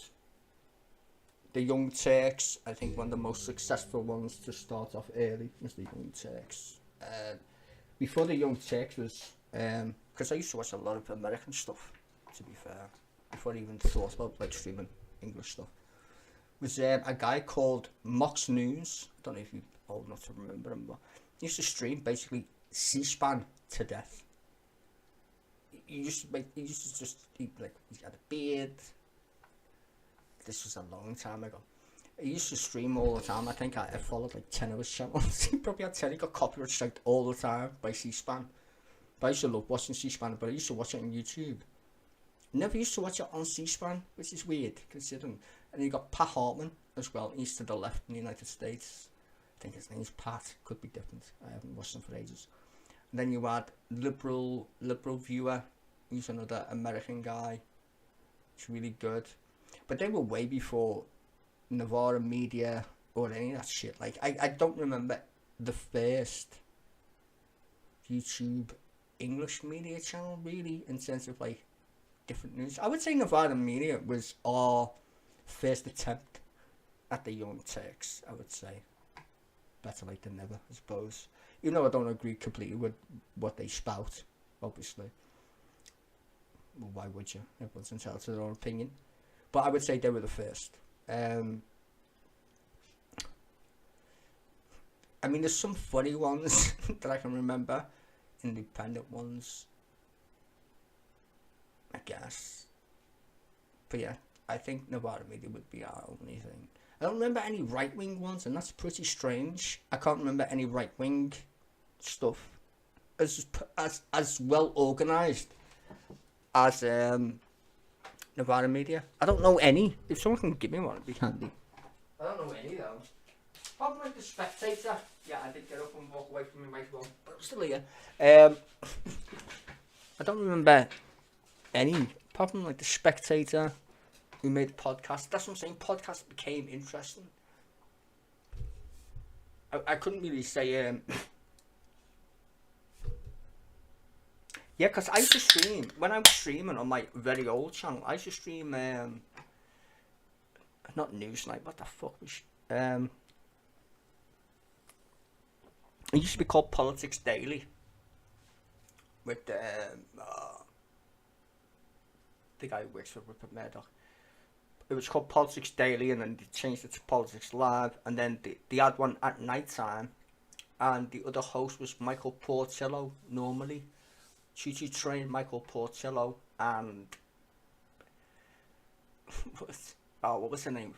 4% Liz Kendall. I think her name was Liz Kendall. You should do it as well. You should have some other people on there. I forgot his name. Gavin Gray, yeah. But whatever, anyway. But I used to do them all the time. That was good times, actually. I used to have like 8k subs, something like that. I think I had 8k subs, 7.5k subs. And then they killed my channel. Bastards, YouTube. And that's when they got took out by Google, actually, because I was streaming something, and they killed her. But yeah, I had like 8k followers, or whatever. And it was way worse. Like, people say, oh, you talk over your I always used to talk over my videos all the time. But then people started whinging in the comment section. Why are you talking over your video? I was like, shut up, whiny bitch. Anywho, do you like my background, by the way? I think it looks very jazzy. Ish. It's kind of like triggering me a little bit with its blariness, but whatever. I'll do another one in a bit. But I like it. Broken Britain. It's exactly what it is, right? Broken. Under the Tories. Like I said, I'm definitely going to do shows, I think, now. I know I've been saying this for ages when I get around to it, but whatever. Definitely going to do shows because I've got like a catchphrase. But I'm going to do different memes, I think. For sure. Definitely a Labour one. With a big giant Pac-Man thing eating itself. Or whatever. I think that would be funny. Because Labour, the left, there's a video I want to show you actually. That I'm going to make. Can I probably show you? TV guide. Right, let's show you what it was on Tuesday. BBC Two. It was Newsnight with John McDonnell. There we go. See, my atoms eventually came together to produce something useful. Right, I'm not gonna play it. See, I was going through it thinking that's funny, but like up until somewhere there is the end. So it's how long is it? 25 minutes. And he starts up with the Tories. But the thing is, I think it's like there. Where is it? Here. At the beginning, it's mad because it's talking about the Labour Party infighting, and they only have one guest, even though at the very beginning, let me just mute it a minute. They talk about Labour. This is John McDonnell interview, and he said we got a panellist in the green room. He's the only one who talks to the Labour Party. He used to be an advisor to the Labour Party. He's a Tory muppet, forgot his name. And he writes for Fraser. I'm sure it was The Spectator. Was it The Spectator? Probably might be. So either The Observer or The Spectator, I forgot which one. Fraser Kane, I think that's him. Forgot her name. But he's the only one that speaks, which is mad. He's going to get deselected or some shit because he said tactical voting is grown up. He's just going to get kicked out of the Labour Party for saying tactical voting is grown up. Like, how fucking stupid is that? Why would you want to... Well, it's in the book. This is what they said, which is mad. They said it's in our Labour Party rules that you can't promote other people's parties. Okay. Get it? So you can't knock on doors and that? No. Okay, that makes sense. But if you was like a Labour Party supporter, which I am, and I said to somebody in a different constituency, you know what? We need to get rid of the Tories because that's the only way we're going to get a Labour Party government. You should probably vote Lib Dem. But then the Labour Party are like, no, because you're going to get rid of our councillors. It's like, yeah, but you're not going to win, are you? If we get rid of the Tories, that means on the electoral map, you fucking mong, we win. If Labour have no chance of gaining any councillor or whatever, and the best chance is to get rid of the Tories, then wouldn't you want to get rid of the Tories? Yeah? So vote tactically then, right? I mean, that makes common sense to somebody with a fucking brain apparently. But according to Labour, no. That's against the rules. How the fuck do you manage to... Like, I don't know. I don't know why that is a thing. Where tactical voting, because we don't have proportional representation, is a thing anyway. Like, how many comments have you read in YouTube videos where people say, my vote counts for fucking nothing? That's what they say. But then it does count for something if you know how to vote. But we'll vote tactically, right? So if there's a Tory dude or dudette in your local constituency that you can't stand, even though you want to vote Labour, what's the next best thing other than keeping the Tory? Voting with somebody else. You could possibly win. The people who come second, is that Lib Dem or Green? I don't know. Up to you. I would personally vote Green than Lib Dem. Don't like the Lib Dems. Just don't. I would vote Green. Now, there's no point in me voting Green in my constituency because, well, it's fucking red. You just, no Tory stands for election in my constituency. But let's just say that was the case. I would definitely vote to get rid of the Tory. Because in a general election, it does count. Local elections are a bit weird because it's councillors. But if you're talking a general election, yeah, just get rid of them. Vote for the second place party. If you know you can't vote Labour, vote for someone else who's not Labour. Because at the end of the day, even if we have a coalition, I was supposed to make this video about 2 weeks ago, by the way. If we have a coalition, then hopefully it will be between the Lib Dems, clearly, and Labour. Unlike the last clusterfuck, where we had the Lib Dems and the Tories. But then Nick Clegg was in charge. He's definitely not a Liberal Democrat. Where is he anyway? Oh, he's disappeared. Not a shock. So, Ed Davies, the other clown, I don't think he's that dumb. He's never going to get in bed. And the Labour Party are like, well, we'll get in bed with you, even though we want to win. But the Lib Dems are like, well, we'll prop you up if we get enough seats. And to be fair, going on past trends, the Labour Party will need the support of the Lib Dems, at least in tactical voting. At least in tactical voting, where Labour can't win. Vote fucking Lib Dem. For real. I'm not going to lie. Vote Lib Dem. I don't like them. Don't need to. Both of them. But if you're in that constituency, vote Lib Dem. My friend sadly passed away. She was a Lib Dem. Actually ran for a council seat. I used to call her a Tory with a smile, even though she hated it. She's probably looking down at me, calling me a cunt. Anywho, I would say vote Lib Dem. Because the Lib Dems traditionally, and this is the weirdest part about how we got the coalition, the Lib Dems were traditionally closer to Labour. In fact, when I was growing up as a kid, the Lib Dems were way more left than the Labour Party. It was the Lib Dems, if I remember correctly, who said they wanted to decriminalise ganja. Right? Free tuition fees. They were proper, like, hipsters. They were hipsters before hipsters became a thing. Right? The Lib Dems. So I don't know I do know what happened to them. It got literally taken over by the same fucktards who were basically the remnants of Tony Blair, which is technically the right side of the Labour Party. Gordon Brown was to the left, which is Jeremy Corbyn et al. The right side was Tony Blair, Ed Miliband, No, not Ed Miliband. He was supposed to be Gordon Brown, turned out to be a shitty Tony Blair. His brother, David Miliband, he was the actual. He was supposed to be Tony Blair's succession, whatever. Person who came next. Anyway, it was supposed to be him, David Miliband.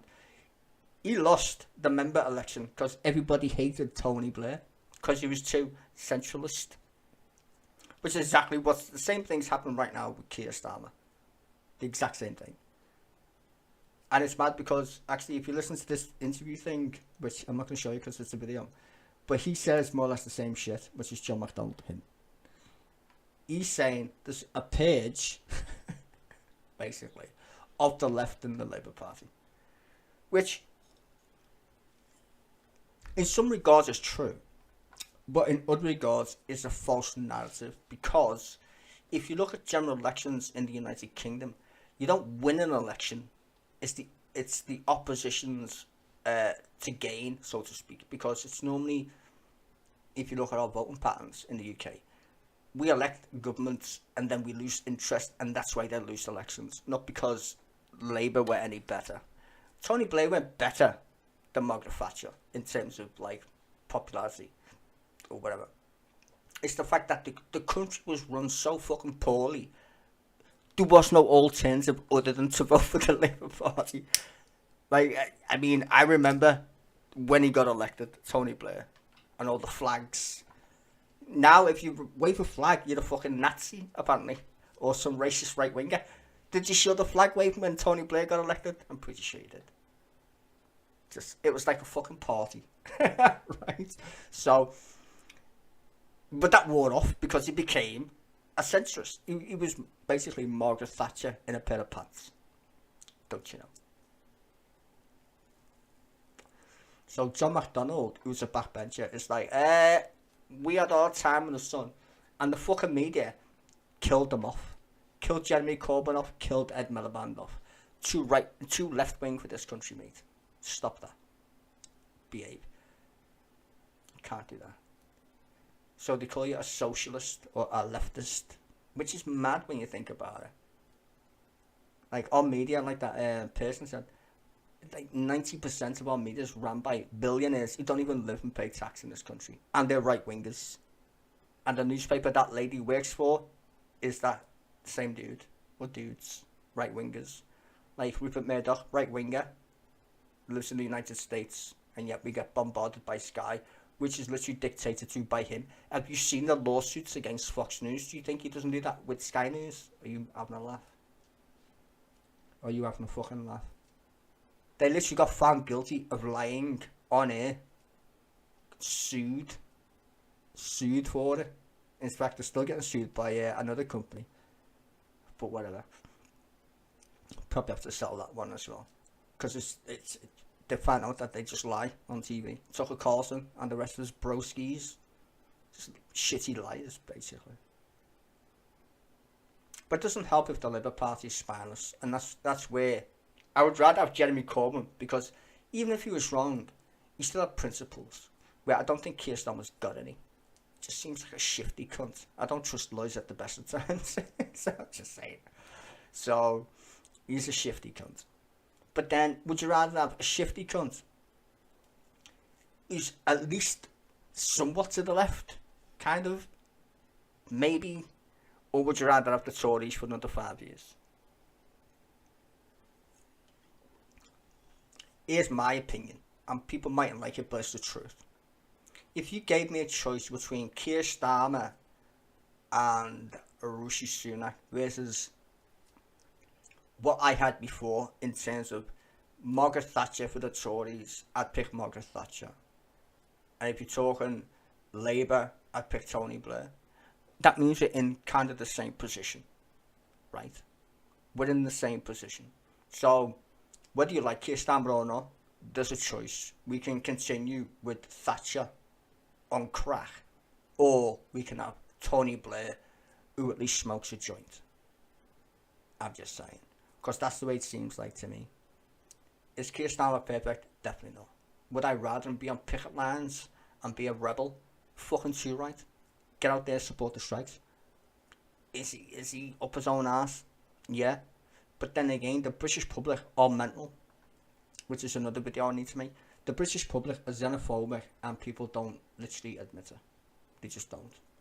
Like, it's like Brexit and everything. Like, all this stems from the fact that we are the most racist country you'll ever come across.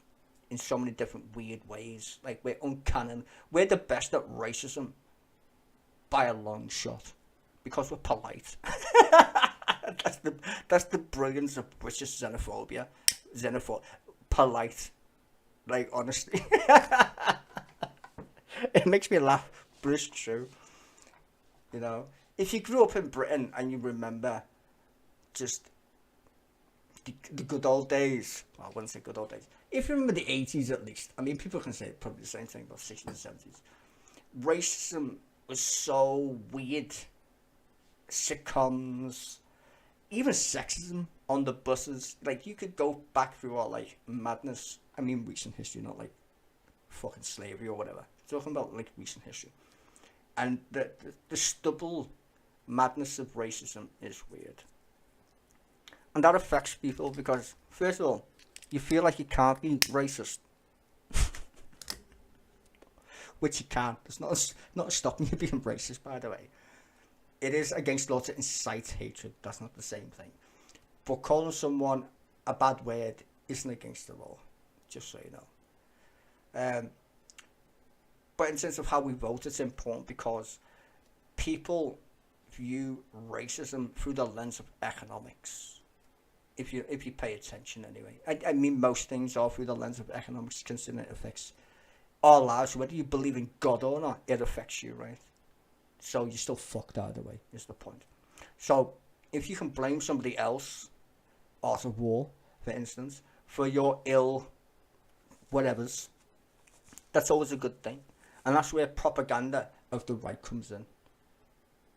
Or the left, to be honest with you. Selling people bullshit in the guise of, we will make things better, but here's my ideological spin. And shit. So you got the left where people are like, socialism's like bad. You fucking commie. And then you got people on the right who are like, well, I just want to make my own laws. You're the racist. And it's a lot more grey shit than that, to be fair. I mean, you look at it. A lot more grey. And this is destroying the Labour Party. And the Tory Party, if you're paying any attention. Because the Tory have had, I mean, they've been infighting for fucking ages now. Since Theresa May, really, I would suggest. Because Theresa May was a David Cameron ilk. But then the whole Brexit thing that he fucked up got passed on to her. She felt the same as him, which was in the news, as everybody bear witness to, or bore witness to, I should say. And then you got the right wing of the Tory party who literally shit a brick, pardon me, shit a brick because of Nigel Farage. And then, hey presto, here we are. Labour Party, on the other hand, had its thumb up its ass, then decided to stick its thumb in its eye, stand on its own toe, kick itself in the face, just do all kinds of the weirdest, dumbest shit I've ever seen during one of the most obvious referendums I've ever seen this country hold ever. Like, it's the most obvious thing ever. We were going to vote to leave the European Union.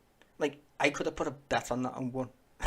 It's blatantly obvious that there's no fucking way you can read our newspapers and think that we weren't going to leave. I don't know what optimistic fucking shit they were smoking, but give me some of that. It's probably better than my fucking skunk. Just saying, because that shit was like on fire.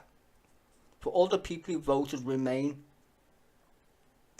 I want to ask you a simple question. In which country do you think you live in at this point? And connect that to small boats. The population of Great Britain is 68 million people. We're being invaded by people on small boats. Are they French? Are they French? I don't know. No, they're from some other country. Are they Ukrainians on small boats? Let them in. Yeah, but they're at war in Europe. And you think these other fucking cunts ain't at war in the countries we started them? Libya, pretty sure we bombed that motherfucking country. North Africa, that's where Libya is, isn't it? Yeah, pretty sure. So, all these mad countries that we get refugees from, apart from Albania, that's definitely weird. Albania, I don't know. Maybe they sell good cocaine. I got no idea. But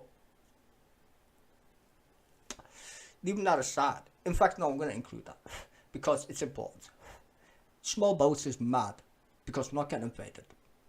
Just so you know, we had two massive already people influxes, Hong Kong and Ukraine, right? So the actual proper number is about what, 300k, something like that, plus students.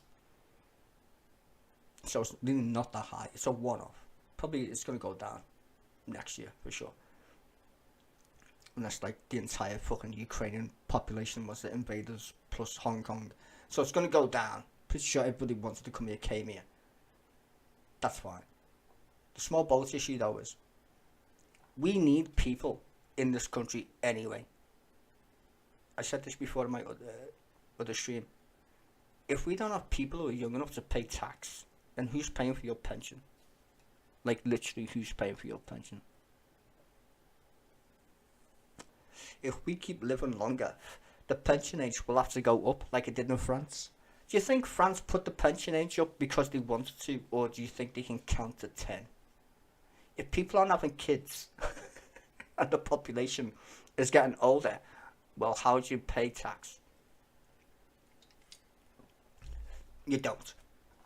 You're broke. So, you need to make the pension age higher. And Britain's been doing that for years because we live on a fucking tiny island. And our tiny island is just that. But France is pretty big. So they won't miss a few thousand people going missing in the fucking hills of Le Chateau, Le Day, or whatever. So, not that I asked. Germany technically pays attention because it's Germany. So, yeah. Germany's like a mad version of England. But huge, clearly. So they can definitely take more refugees. But the thing still applies.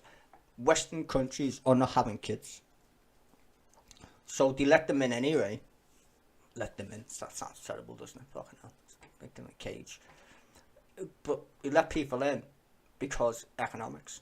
And this is the mad thing. Like when people talk about capitalism and politics, they always forget like the shit we're living and the shit you taught at school are intertwined in terms of the only concept we have as human beings is to trade for profit. Right now, that's literally our only way of how humans can literally coexist. I need something, you give me something in return. That's it. Now, communism is do as you're told, and we'll all live happily ever after. Never worked out that way, has it, to be fair? But the idea is moral in terms of if you think, well, we could all live in some utopia or whatever, even though we're getting very close to dystopia, which is the opposite way around. And I'll explain why in a minute.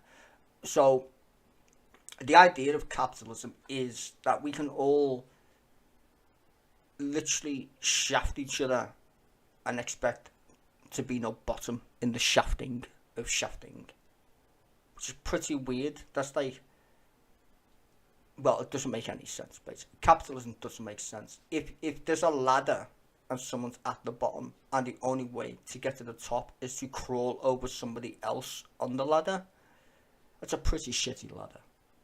But if everybody had the same opportunity to be on the ladder, then the ladder still makes no sense. Because why have one in the first place, right? So it's about human ideology at that point. How do humans interact? What is the entire point of our existence in return? In terms of we live on an infinite object, or finite object, not infinite, finite object called planet Earth. do we be like insects or bees or whatever and collectively do it for the species? Which seems a bit far-fetched. I mean, the fucking insects can do it, right? But they're like hive minds or whatever. But they still manage to do it. So do we want the hive mind thing? Or do we want the chaotic thing? I mean, that literally is the choice. We've got basically right now, the system we live in is controlled anarchism. That's basically, that's what we live in. Controlled anarchism. Because everybody has this idea of freedom, of whatever. Just put whatever fucking words you want after that. Freedom of X, right? Axiom is X. Do what you want with that. So there's your freedom sorted, right? Now, if you extend that in a logical formula, you get chaos.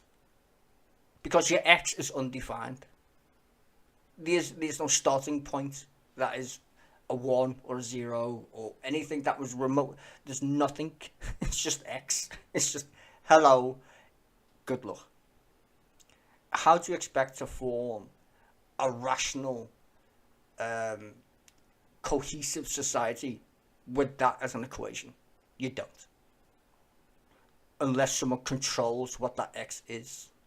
Now, people say, well, it could be money, it could be religion, as a control, or at least a parameter, right? If statements, if X, do Y, right?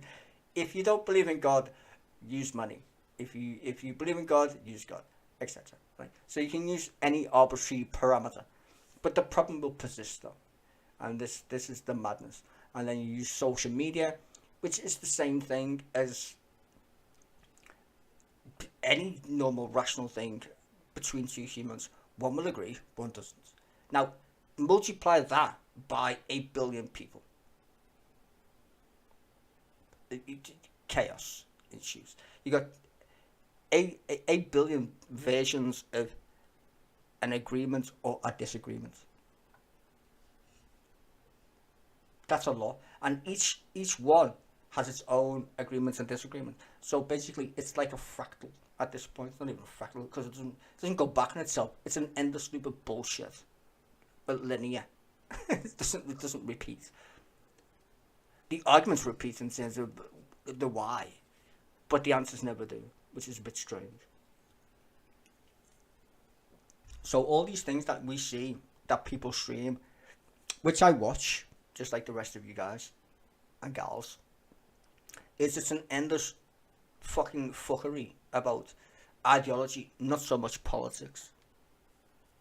Politics is engaging in ideas, yes, but if your idea is based on a fucking shitty premise to begin with, which is I'm right, based on ideology, that's a feedback loop, so you're never going to get anywhere.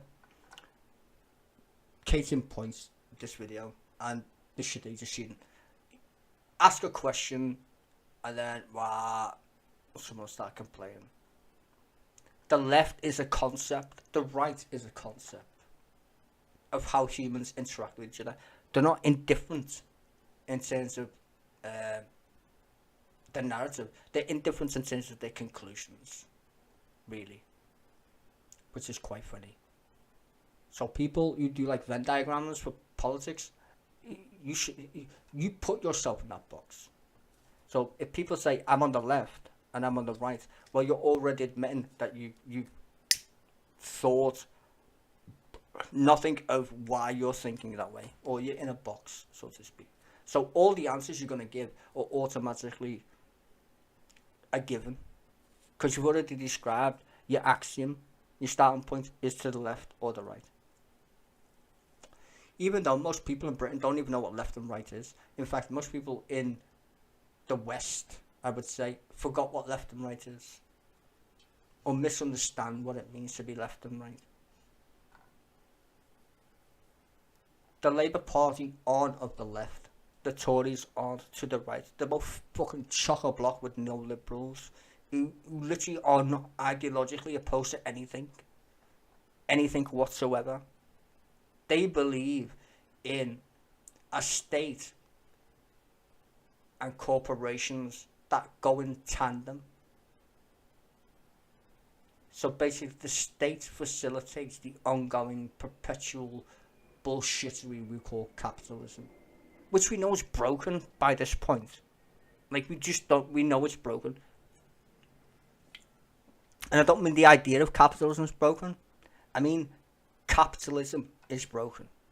Because in order to be a capitalist society, it requires no handouts, no bailouts for corporations, but yet they get them all the time.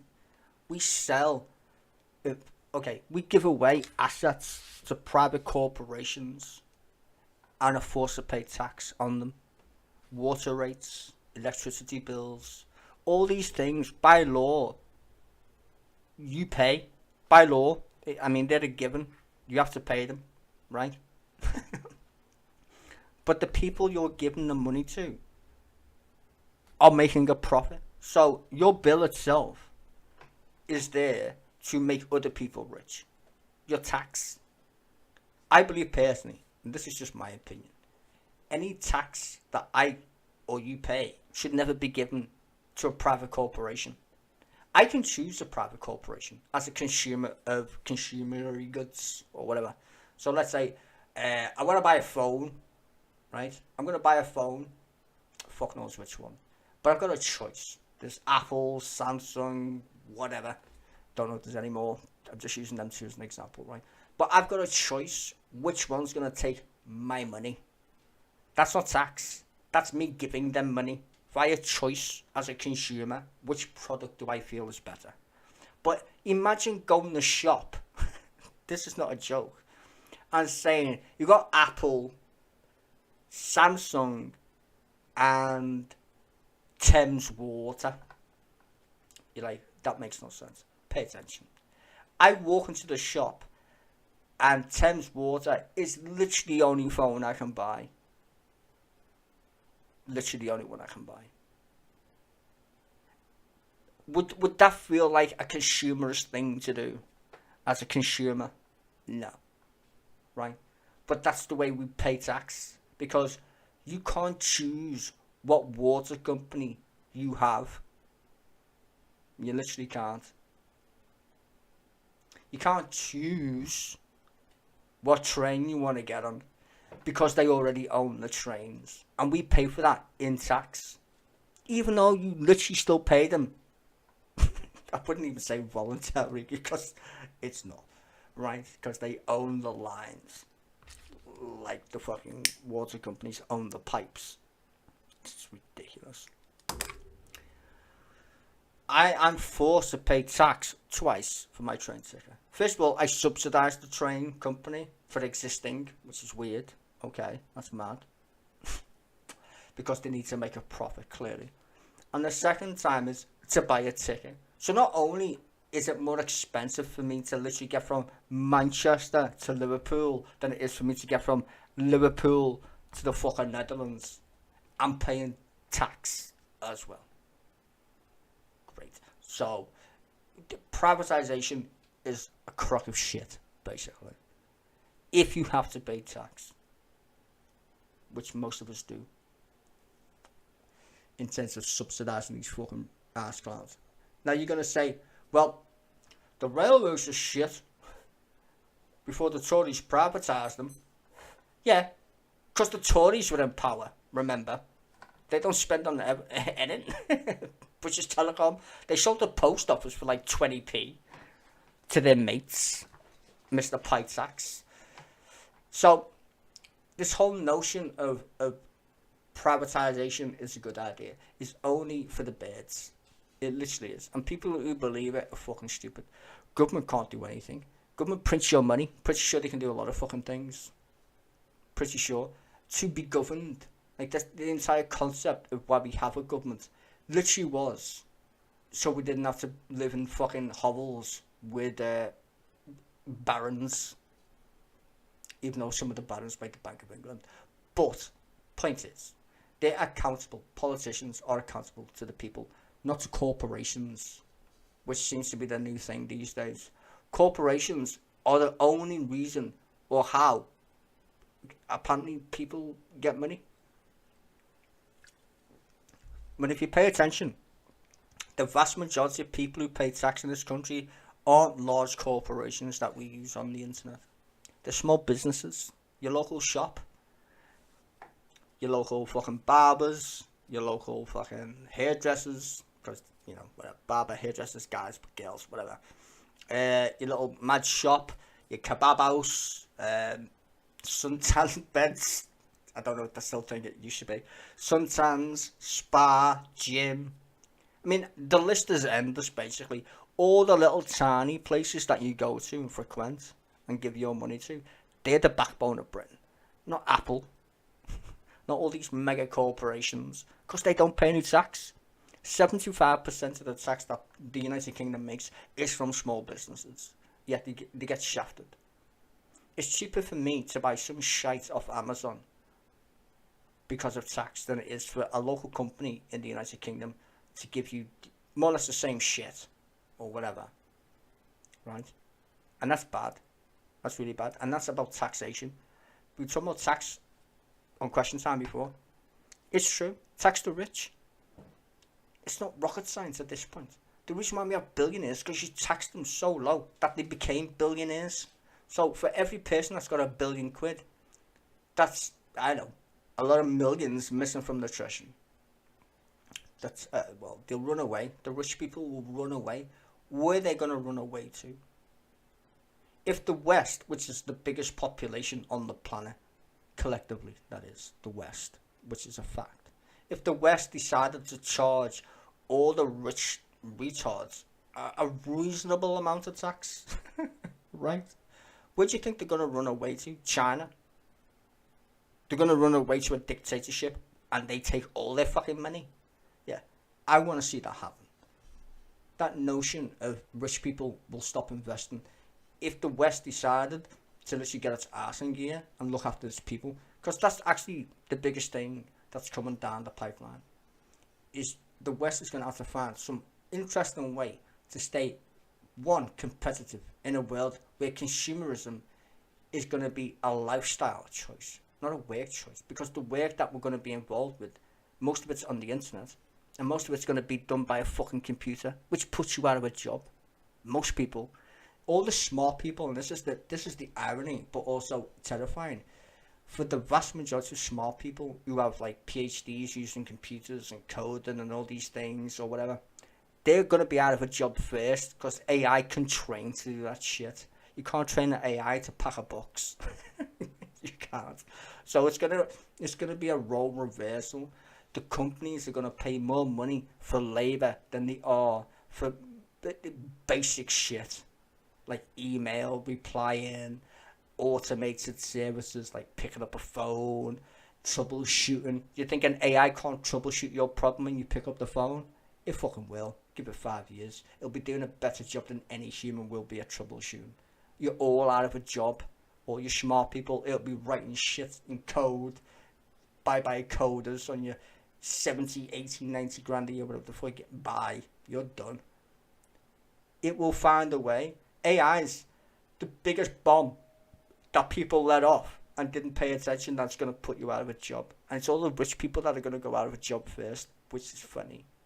The more easy it is to automate, which is a computer, if you work on one, the easier it is for AI to copy what you do and do it better.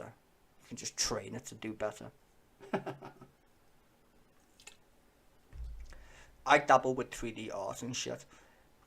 The fact that I can get an AI to make me boxes and I don't have to do anything is insane. That would take me ages, making 20 boxes and scatter them and whatever. I can just get my AI with a plugin on Unity. I want a wooden box. This is ChatGPT, by the way. Make me a wooden box and I want 20 of them. Scatter them. I know. Space. 1 meter. That shit will do it. I don't even need to press a key. I'm out of a job. Like, do you think like computers aren't that good? Honestly, people got no idea what AI means for peoples in general. And there's so many jobs that you can think about that are just toast. Driving jobs, toast. Toast. Look at look at Elon Musk and his FSD shit. All you need to do is make a motorway, put a fucking stripe down it and say this is for automated vehicles only. Now you got a fleet of fucking trucks or whatever, 20 in a line, all perfectly going the same speed, perfect, in the same lane, like a train, down a motorway, and then split off and go where they're going. That's in 10 years, give or take. 10 years. Drivers out of a job. People are saying automated trains. Yeah, that's possible. You're still going to need people on them, though, for sure. But automated trains don't need drivers. What do you need a driver for? You just don't. It's a fucking train. If cars can do it, a fucking train can do it. So that's fine. AI's a big deal. And no one's even paying attention to that shit. Yeah. It's a bit crazy. Do you want to hear me intro? I do want to play my intro though, because I found it funny. Only because I was trying to test out my timer. Do you like my timer, by the way? I think it's great. I do. I like it. You can't see it. It's at the beginning. It said 5 minutes for about an hour or some shit. Fuck, I forgot what it is now. I'm gonna go history. It's easier. It's great. I thought it was funny. I just didn't want to get fuck. Didn't want to get copyright striked. Where is it? Fucking cunt. Oh, it's on the wrong thing. Oh, God damn it. Alright, whatever.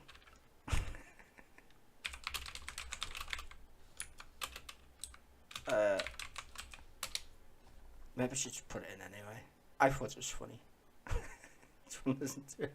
This is gonna be my intro. Why not? Fuck her. Shout out to Shitty Flute because it's fucking hilarious. This is my new intro, just so you know. Listen, pay attention.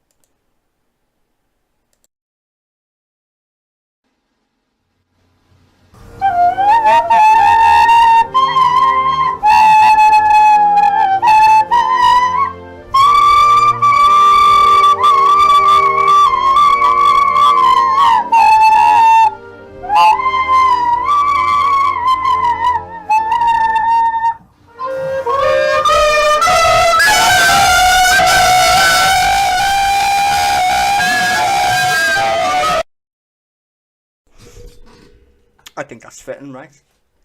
Our Royal Navy, our lads in the uniform would be proud. They definitely would. I can't play it too long because it literally kills my ears. So, I don't know. But that's my intro. Slightly. I think I'll have to lower it down. That was fucking mad. Makes my ears want to fucking bleed. Anyway, you've been listening to me for ages. Fucking hell. I think this is the longest question time ever. Ever. Like really. With a rant at the end. But anyway, I will be back maybe tomorrow. I don't know yet. Probably will be. Anywho. I hope you enjoyed my insightful view on ideology versus politics and why you should definitely watch my next video, because it's a bit mad the way Labour's like literally shitting its pants before the next election. It's like they want to lose the next election, which is pretty interesting. I don't know. Do you want to lose the next election?